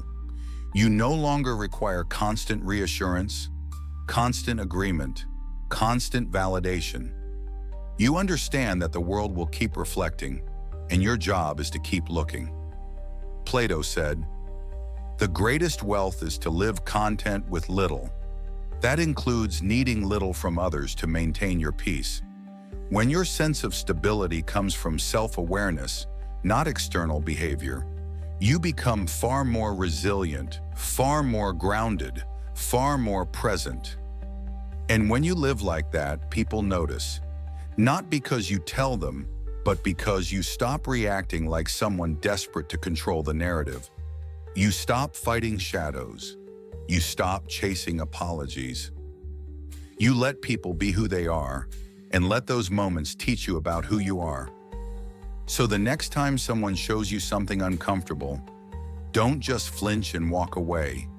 Don't rush to defend or correct. Ask yourself, what is this showing me about me? The observer's mode, detachment into clarity. Most people live trapped inside their own reactions. They hear a tone, see a look, feel an energy shift, and suddenly they're deep in it, defending themselves, overthinking, matching the other person's mood without even realizing it. But what if you could pull back? What if in the middle of the moment you didn't have to be the person experiencing it? You could simply watch them, like you're not you. That shift is subtle, but it changes everything. When you detach into observer mode, you step out of the emotional swirl and into clarity. You stop seeing the situation from inside your ego and start seeing it from above, like you're floating above the conversation, witnessing it like a quiet presence. The emotion doesn't disappear, but it doesn't own you anymore. You're no longer the puppet of your nervous system, you're the one holding the strings. Carl Jung once said, "Who looks outside dreams, who looks inside awakes." But there's another level. Who looks from above understands. Understands that not every moment deserves a reaction. That most people are acting out their own scripts, their own habits, their own fears. And it has very little to do with you. The power of withholding. Imagine someone speaks to you with sarcasm. The old reflex is to match it or shut down. But when you're in observer mode, you see it differently. You see their posture, their face, their tone. And instead of making it about you, you wonder what they might be carrying.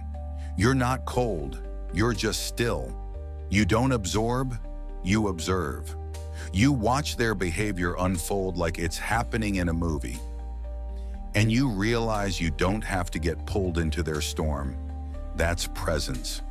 Socrates once said, "He who is not a good servant will not be a good master." And before you can master anything external, relationships, communication, energy, you have to learn to serve your own mind, to step back from it, to notice when it's trying to pull you into a narrative that doesn't serve you. Observer mode isn't avoidance, it's leadership. It's saying, I choose awareness over reactivity. The moment you watch instead of react, you regain your freedom. The tension is still there, but now you're studying it. You're learning from it. And that learning gives you options. You can say less. You can choose silence. You can move your energy instead of matching theirs. It's not about pretending to be unaffected. It's about realizing you don't have to be swept away just because someone else is drowning. The greatest power, restraint, and discipline. Plato said, "The measure of a man is what he does with power. But the greatest power isn't what you say, it's what you withhold. The power to stay centered when someone tries to shake you. The power to let a moment breathe instead of trying to control it. The power to see the game without needing to win it." Most people don't have that power because they've never practiced stepping out of their identity. They've never watched themselves in action. They've never asked, "Who am I being right now?" But the moment you start watching, you start changing. Because you can't improve what you don't observe. And you can't observe if you're always immersed. Start small. The next time you feel yourself getting tight, triggered, or anxious, pause. Imagine you're not you. You're just watching a person named you in a scene. You're studying their tone, their thoughts, their posture. You're noticing what's rising inside of them and what they're choosing to do with it. Emotional sovereignty, your unconditional peace, that space you just created, that's the beginning of emotional sovereignty. And the more you practice it, the more natural it becomes. Eventually, the pause gets longer. The clarity gets sharper. You start noticing why you want to say something, where that reaction comes from. You don't judge it, you just see it, and that seeing is liberation. Aristotle said, "It is the mark of an educated mind to be able to entertain a thought without accepting it." That includes emotional thoughts. Just because you feel it doesn't mean you have to act on it. Just because something stirs in you doesn't mean it needs to be unleashed. Observer mode teaches you how to entertain the emotion without becoming it. This is how you grow without force. You stop chasing control and start cultivating presence. You stop needing everyone to act a certain way so you can feel okay. Instead, you trust your ability to remain grounded because you've trained for it, not with aggression, not with overthinking, but with awareness. And once you've lived from that place, once you've tasted the quiet power of watching instead of reacting, you won't want to go back. You'll start choosing peace, not because you're afraid of conflict, but because you know what it costs to constantly be inside it. Compassion, the strongest counterpunch when someone disrespects you. It's easy to meet them with sharpness. When someone snaps at you, ignores you, mocks you, it's natural to want to mirror that energy, to give them a taste of their own medicine, to strike back verbally or emotionally, because your pride flares up and demands justice.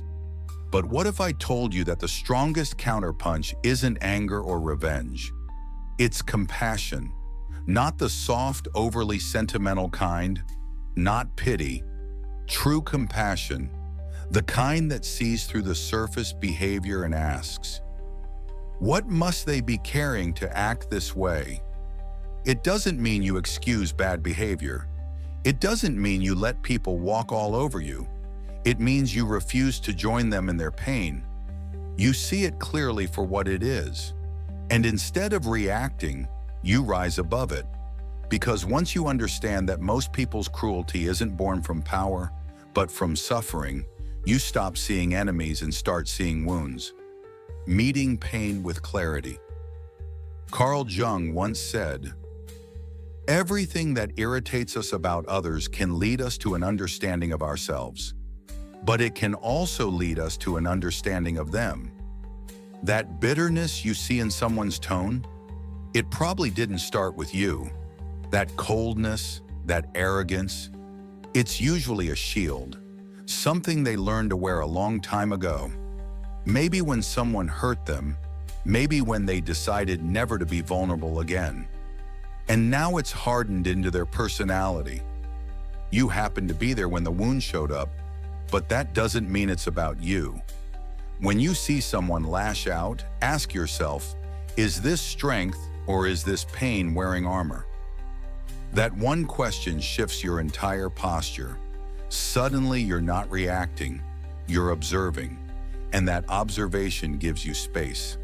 In that space, you find your real power, the ability to choose a response that doesn't add fuel to the fire. Plato wrote, "Be kind, for everyone you meet is fighting a hard battle." That includes the person you can't stand, the one who said the thing you can't forget, the one who acted like you didn't matter. They're not exempt. Their pain might look different. Their defenses might be sharper. But the struggle is still there. The strength of restraint, and when you meet pain with more pain, you just multiply it. But when you meet it with clarity, with understanding, with compassion, you interrupt the pattern. You refuse to be pulled into their storm. You stay rooted, and that rattles people more than any insult ever could. Compassion isn't weakness. It takes immense strength. To hold back when someone's trying to provoke you. To stay calm when your pride is screaming. To listen when your ego wants to speak. To soften when everything in you wants to harden. That's real power, because it's power over yourself, over your impulses, over the part of you that wants to defend every wound. Socrates said, "The shortest and surest way to live with honor in the world is to be in reality what we would appear to be." We want to appear calm, wise, unshaken. But are we really? Most of the time, no. We're reactive. We want to win. We want to be right. We want to hurt back. But what we really want deep down is to feel whole again, to feel that no one, not even the cruelest person, can take us out of ourselves. And that's exactly what compassion protects. Living from your highest self. It doesn't mean you don't feel hurt. It means you don't become that hurt. You feel it, yes. You acknowledge it. But then you breathe and you ask, what is the most powerful thing I can do here that doesn't cost me my peace? Sometimes that means saying less. Sometimes it means walking away. Sometimes it means responding gently when everything in you wants to be sharp. Not for them, but for you. Because you're not here to play small games. You're not here to let someone else's pain decide who you become in the moment. You're here to master yourself. Aristotle said, to avoid criticism, say nothing, do nothing, be nothing. But compassion isn't avoidance, it's presence. It's the highest level of emotional skill because it lets you protect your energy without needing to prove your strength. You stop keeping score. You stop needing the last word. You stop making everything personal. You start seeing people for what they carry, not just how they act. The cleansing of perspective, that perspective changes everything. It turns the rude stranger into a soul having a rough day, the passive-aggressive coworker into someone starved for recognition, the person who left you behind into someone who never learned how to stay. It doesn't erase your boundaries. It doesn't remove consequences, but it does remove the poison. And when you remove the poison, your mind clears. You move on faster. You sleep deeper. You don't replay the same argument 100 times.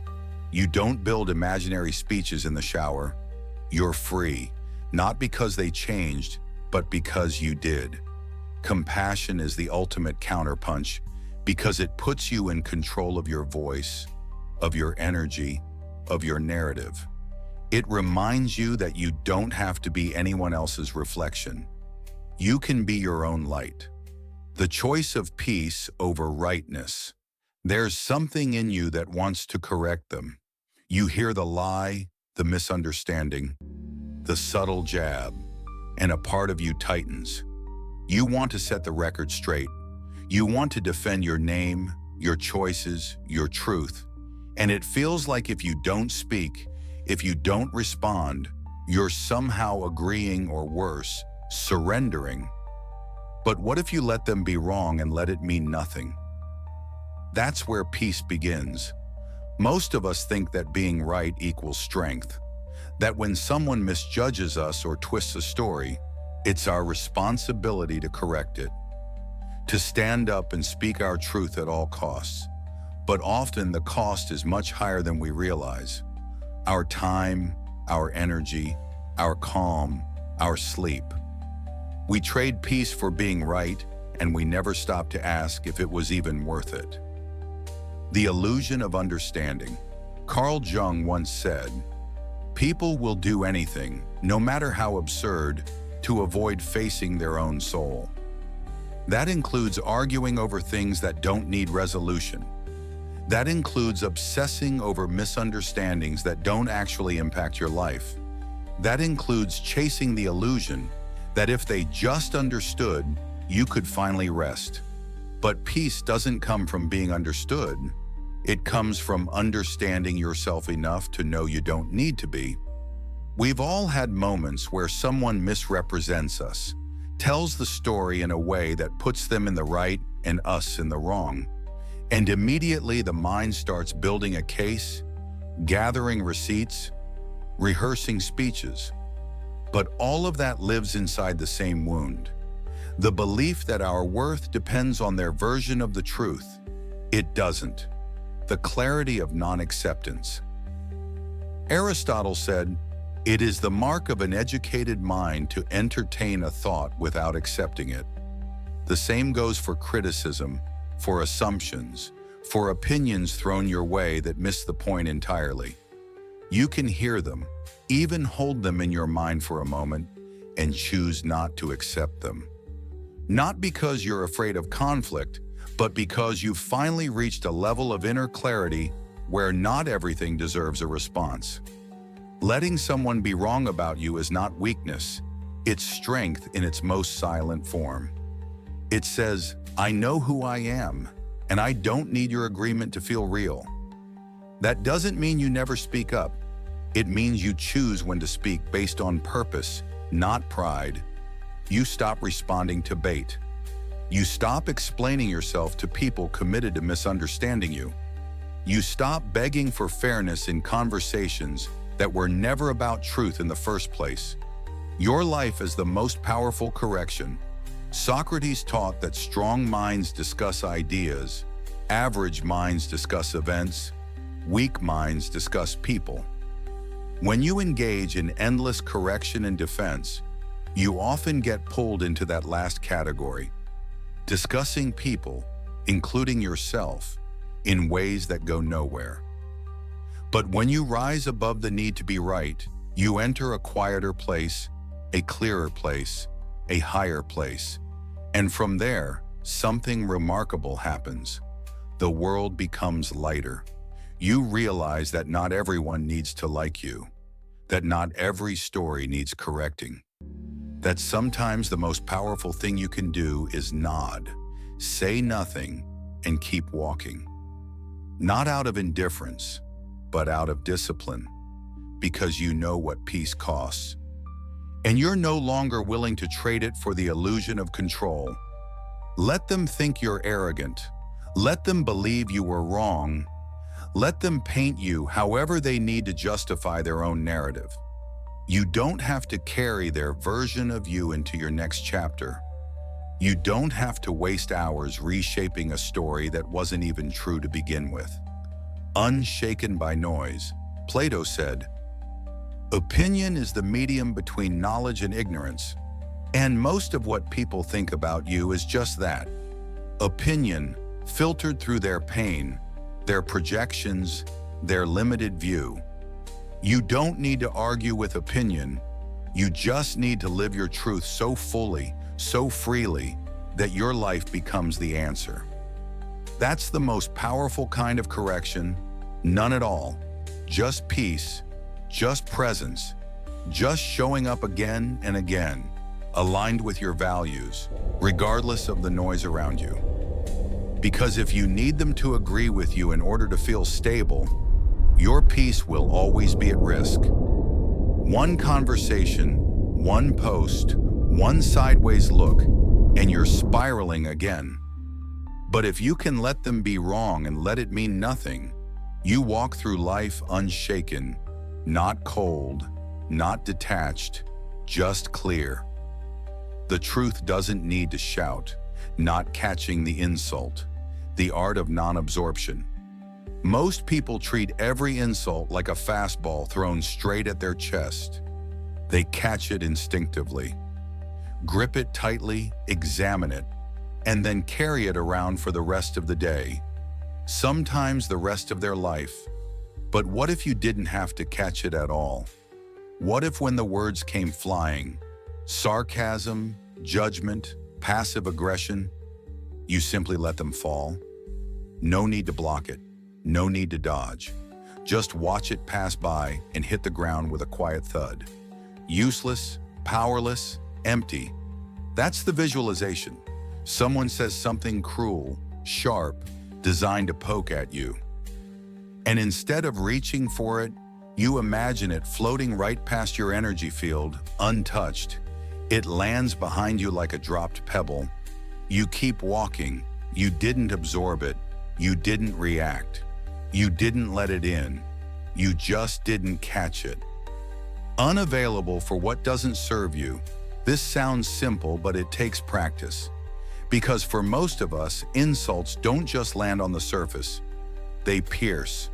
Not because the words are sharp, but because something inside of us believes them or fears they might be true. That's why they stick. They attach to old wounds, old doubts, and pull you into an emotional spiral. Carl Jung said, "Until you make the unconscious conscious, it will direct your life, and you will call it fate." And that includes your reactions. Every time you catch an insult, you're revealing a part of yourself that hasn't been fully healed yet. A place where you still crave approval, still doubt your worth, still feel the need to defend. But what happens when you start seeing insults as air, sound without substance? Just another expression of someone else's energy, an energy you're not obligated to take on. Suddenly, the world becomes lighter, not because people stop throwing words, but because you stop catching them. It's not about being indifferent, it's about being unavailable for what doesn't serve you. The power of stillness. Socrates said, "When the debate is lost, slander becomes the tool of the loser." Most insults are not about you at all. They're projections, expressions of someone's own tension, fear, or powerlessness. And once you stop personalizing them, you stop being controlled by them. Imagine every conversation like a tennis match.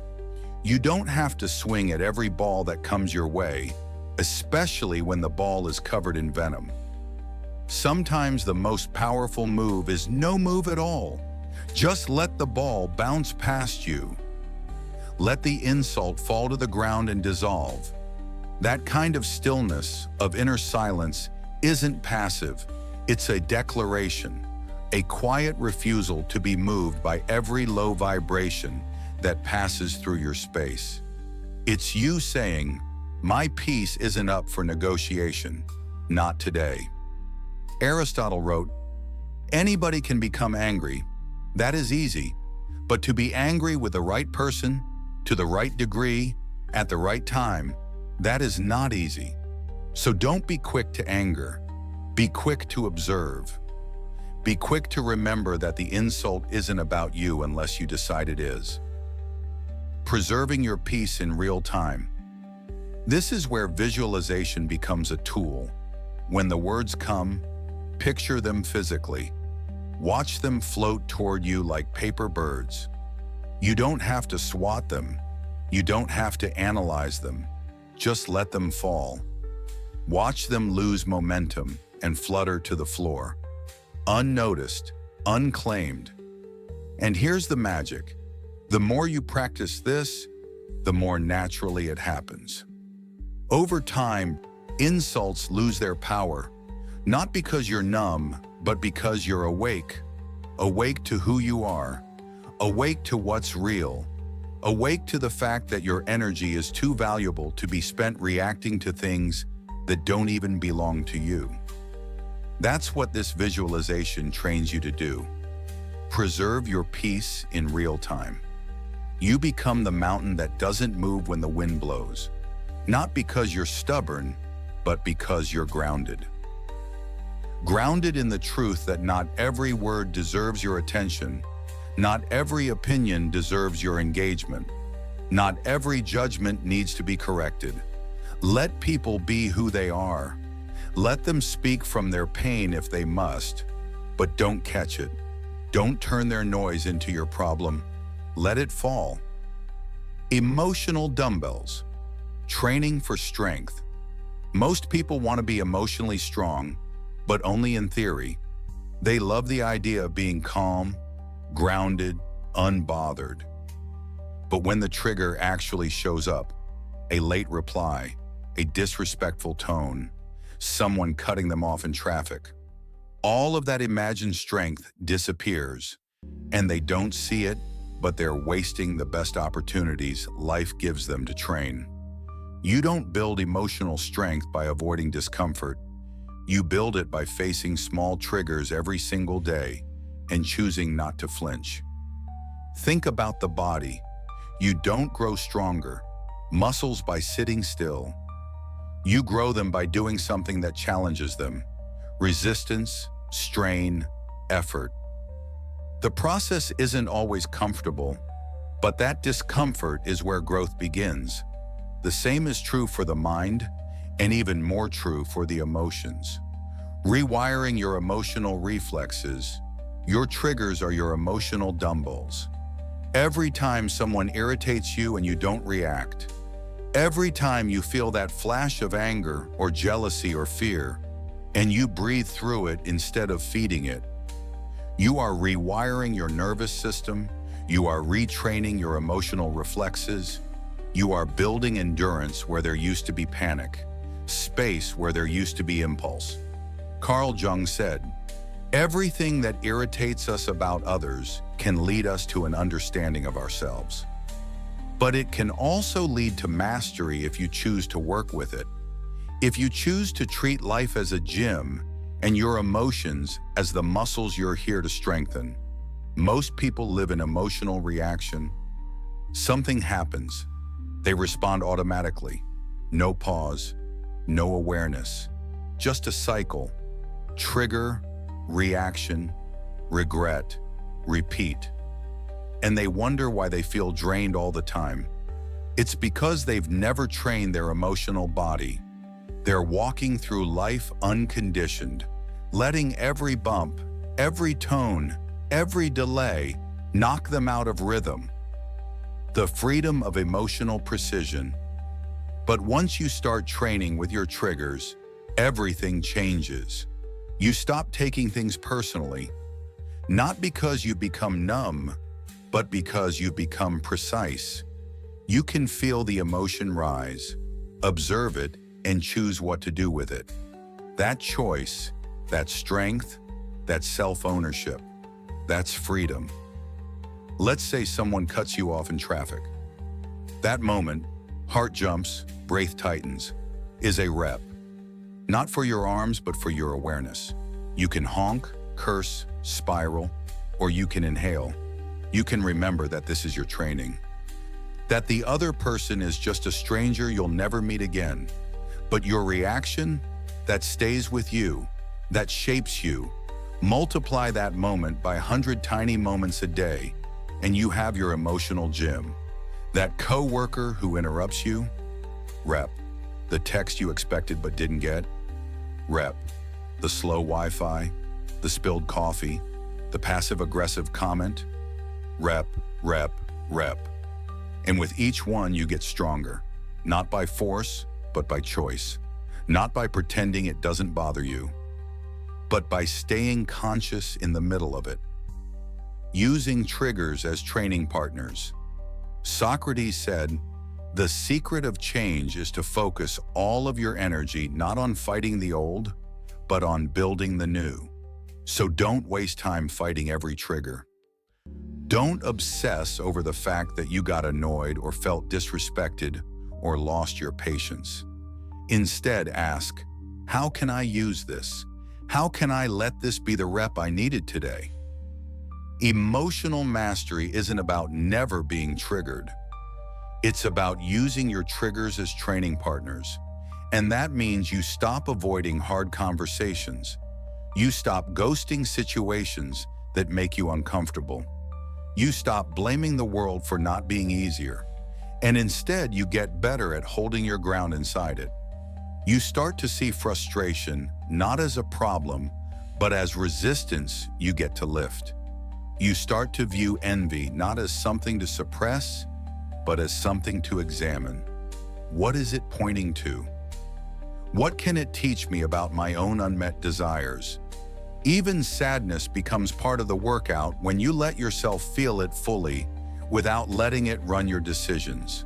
You're building emotional capacity, the ability to hold big energy without losing your direction. Excellence as a habit. Aristotle said, "We are what we repeatedly do." Excellence, then, is not an act, but a habit. That includes emotional excellence. If you want to be calm under pressure, then you have to practice calm when things feel pressurized. If you want to be patient, then your daily annoyances are the arena. There's no magical transformation coming. There's only now. Only the choice to train again and again.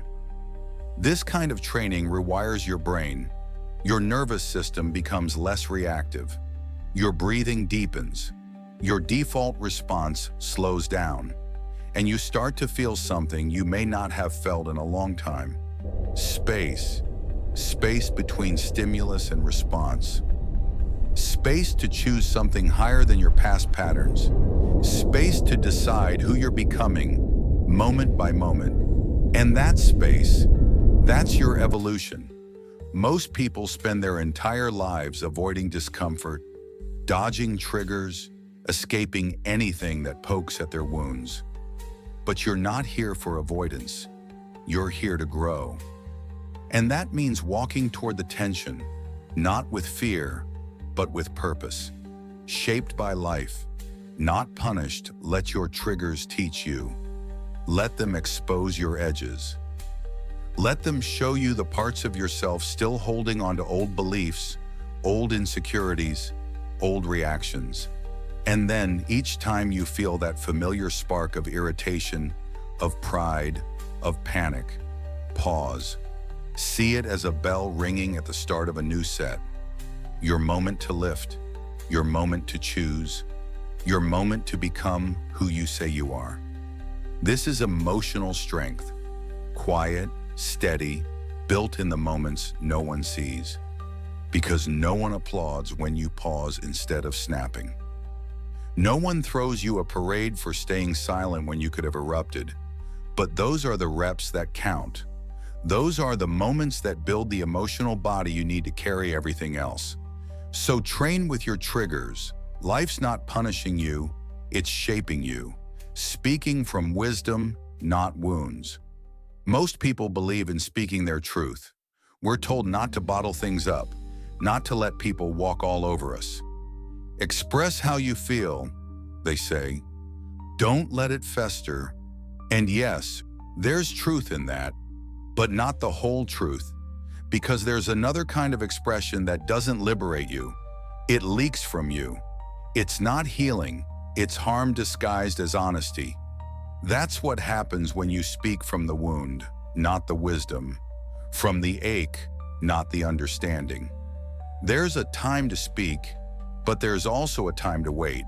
Not forever, just long enough to let the sting pass, to let the noise settle, to let the message you're carrying find clarity instead of chaos. Because what we say in pain often sounds nothing like what we mean in peace. The sacred power of silence. Carl Jung said, "Knowing your own darkness is the best method for dealing with the darkness of other people. But you can't know your own darkness while it's still flaring, while it's still hot, while your nervous system is flooded and your ego is screaming for validation, for defense, for revenge. In that state, you're not speaking from your true self. You're speaking from your wound. And wounds don't have good language. They have survival reflexes. They blame, they exaggerate, they speak in ultimatums, they say things that can't be unsaid. That's why silence at the right time is not weakness. It's strategy. It's restraint. It's what protects you from saying something that might feel good for a second, but damage everything you've built for years. That pause, that moment where you want to say everything but choose not to, is where your real strength is tested. Because it's not hard to speak when emotions are high. It's hard to wait, to feel everything and still say nothing, to sit with the pain, not project it, to let your inner storm pass before you bring anyone else into it. True strength, choosing not to hurt. Socrates once said, "The greatest way to live with honor in this world is to be what we pretend to be." And many people pretend to be strong by speaking first, by getting the last word, by unloading what they feel without considering what it might cost. But true strength looks like this. I'm in pain and I still choose not to hurt you with it. I'm angry, but I won't let that be the only voice in the room. I'm triggered, but I won't turn that into a weapon. That kind of silence is sacred. It gives you space to find your truth, not the one distorted by emotion, but the one anchored in self-awareness, the one that holds accountability, not just accusation, the one that honors both you and the relationship you're speaking into, speaking from the scar, not the cut. Because once you've healed, or at least begun to heal, your words soften. They stop sounding like explosions and start sounding like insight. You're not just trying to prove a point or punish someone anymore. You're trying to connect. You're trying to build something stronger than your pain. And ironically, once you've done that inner work, you often find that you don't need to say half of what you thought you did. The emotional charge is gone. The need to defend disappears. The urgency fades. What remains is calm, grounded clarity, and from that place, you can speak with power that doesn't wound. You can express yourself without spilling unprocessed emotion on someone who might not deserve it. Aristotle said, "Anybody can become angry. That is easy, but to be angry with the right person, to the right degree, at the right time, and in the right way, that is not easy." Fewer words, deeper impact. The same is true for all strong emotion. The words you speak in your most triggered state aren't wise. They're just loud. And loud doesn't equal true. Loud equals wounded. So how do you know if you're speaking too soon? If you still feel the urge to win, you're not ready. If you're still crafting sentences in your head designed to sting or shame, you're not ready. If you feel that familiar tightness in your throat, that quickened breath, that racing mind, you're not ready. Wait, not forever, just until your clarity returns, just until you can separate your truth from your pain, just until you can speak without needing to dominate, hurt, or be right. Because when you speak after you've healed, you say fewer words and they land deeper. You don't need to explain everything. You don't need to rehash the entire story. You just name what's real, what matters, what you've learned. Protecting your peace and dignity, and people feel the difference. They're more open, less defensive, more willing to hear you, because you're not throwing your pain at them. You're offering understanding. And even if they don't understand, even if the words land on deaf ears, you can walk away knowing you spoke from your highest self, not your hurt self. And that alone is worth more than any temporary feeling of satisfaction that comes from getting it all out. Let the wound speak to you first. Let it tell you what still hurts. Let it show you where you still need softness, compassion, boundaries. Tend to that, Then speak. Speak from the scar, not the cut. Speak from the lesson, not the chaos. Speak with love for yourself, not as a weapon against someone else. Because silence used wisely is not silence at all. It's strength. It's choosing to protect your peace, your dignity, and your future, even when the present feels heavy. And that's a power no outburst can ever match. Beyond becoming the emotion, most people don't feel emotions. They become them. One moment they're calm, the next they're fury. One small comment, one unexpected delay, and suddenly they're not thinking clearly anymore. They're gripped by anger, flooded with fear, drowning in shame.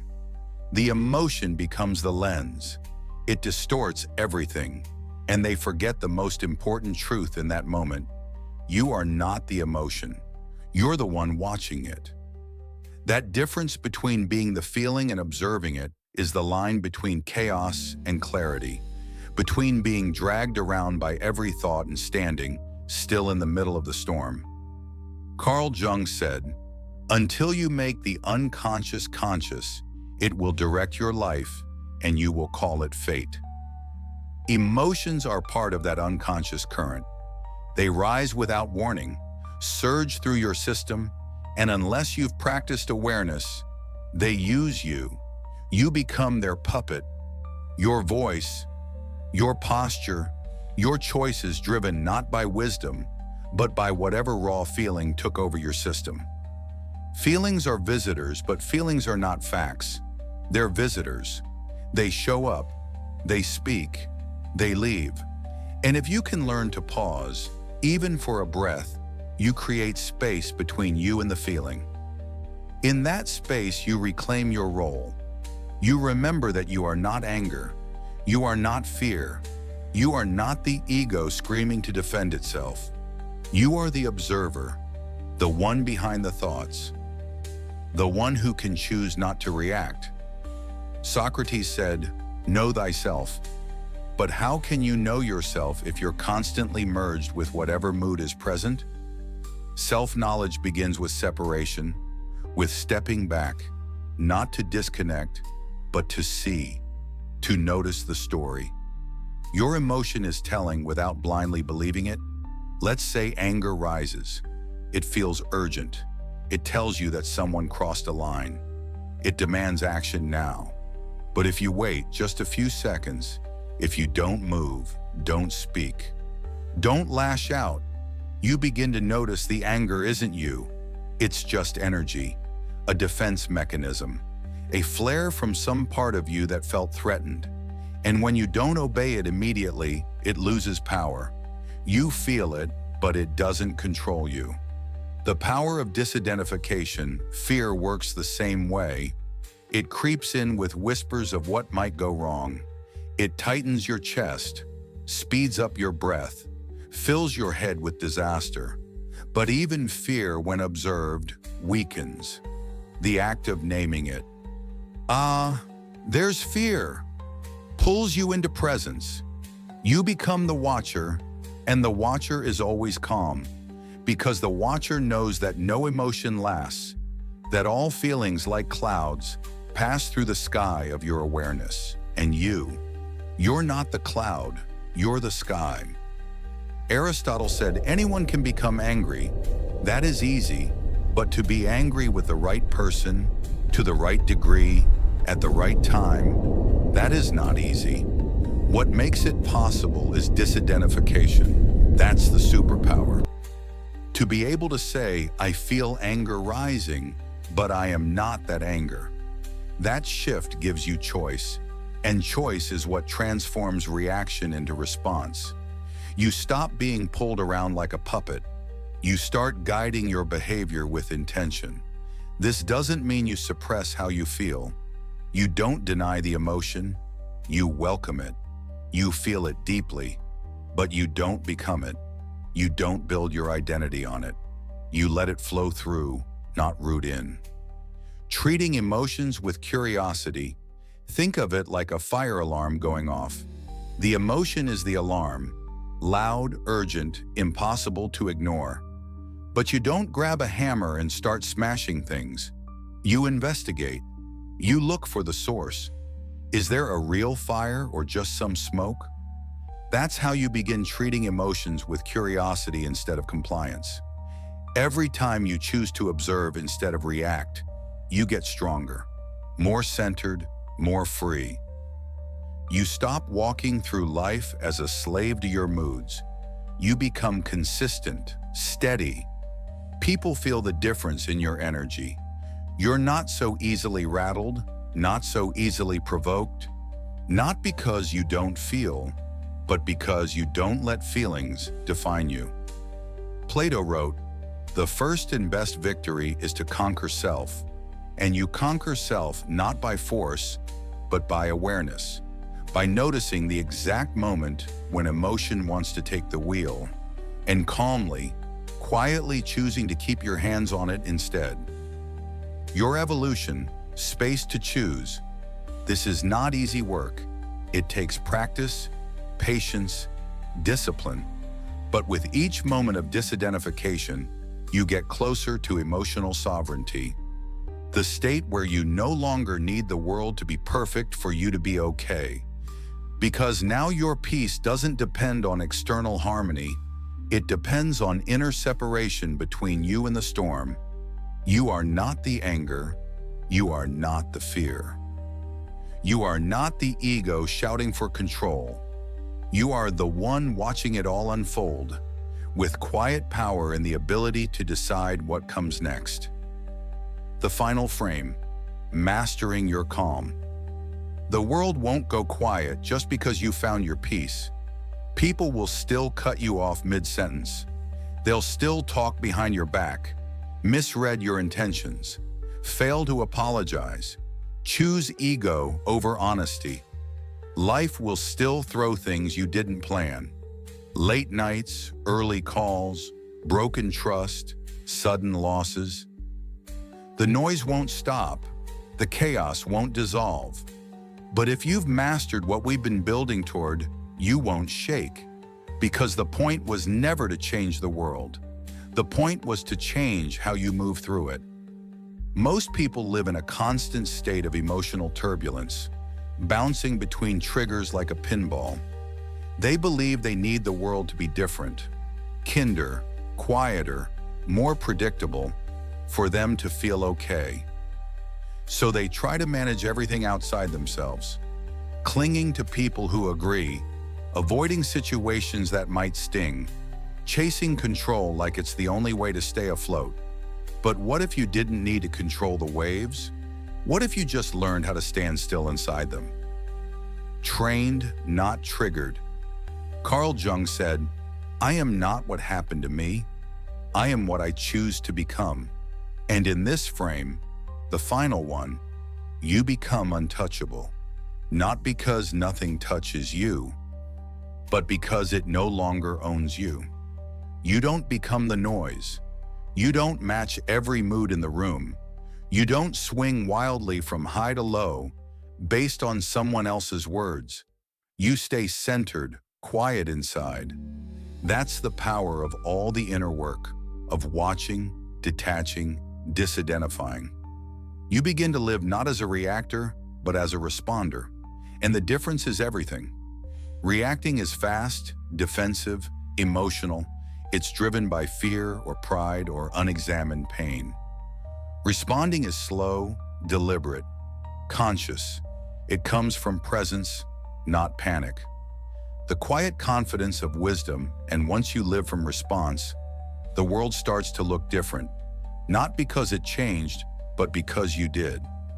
The same insult that used to burn now sounds like static. The same rejection that once collapsed you now feels like redirection. You lose the urge to prove yourself.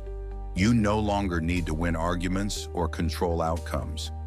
You don't need the apology to find closure. You don't need everyone to understand. That's emotional freedom. Socrates said, "To find yourself, think for yourself." And to think for yourself, you first have to see yourself separate from the waves of emotion, the noise of ego, the storms that others live inside. Because when you know who you are, no one else can tell you who you're not. And here's the part. No one tells you, when you master this, you still feel. You're not a robot. You're not numb. You still notice the betrayal, the sarcasm, the loss. You still care. But the difference is, you don't react from the wound. You respond from the wisdom that was forged through it. Your unshattered stillness, that quiet confidence, it shows up in how you breathe when everyone else is yelling, in how you choose silence over proving your point, in how you walk away, not out of weakness, but because you're no longer trying to convince someone of your worth. Plato wrote, "The measure of a man is what he does with power, and the greatest power isn't dominance or control. It's restraint, it's discipline, it's the ability to stay aligned when everything around you is pulling at your edges. You don't chase closure. You don't repeat stories that drain you. You don't sit in rooms where your peace has to shrink. You walk forward with less noise, more clarity. This is the final frame, where the world still roars, but your soul stays silent. Not because you're avoiding life, but because you've learned how to meet it with awareness, with steadiness, with the kind of inner strength that can't be faked and doesn't need to be announced. You're not triggered, you're trained. You're not reactive. You're responsible for your energy, your choices, your presence, and the world notices. Not because you're louder, but because you carry something rare. A stillness that no insult can shatter. A calm that doesn't rely on comfort. A clarity that came not from escaping chaos, but from walking straight through it and coming out unshaken. Watch the next video on your screen to keep sharpening your mind and steadying your spirit. Thank you for walking this path with us. You are a part of Stoic Journal, where every step inward leads you forward. And when you're ready, come back. We'll be right here, building the silence that holds real power.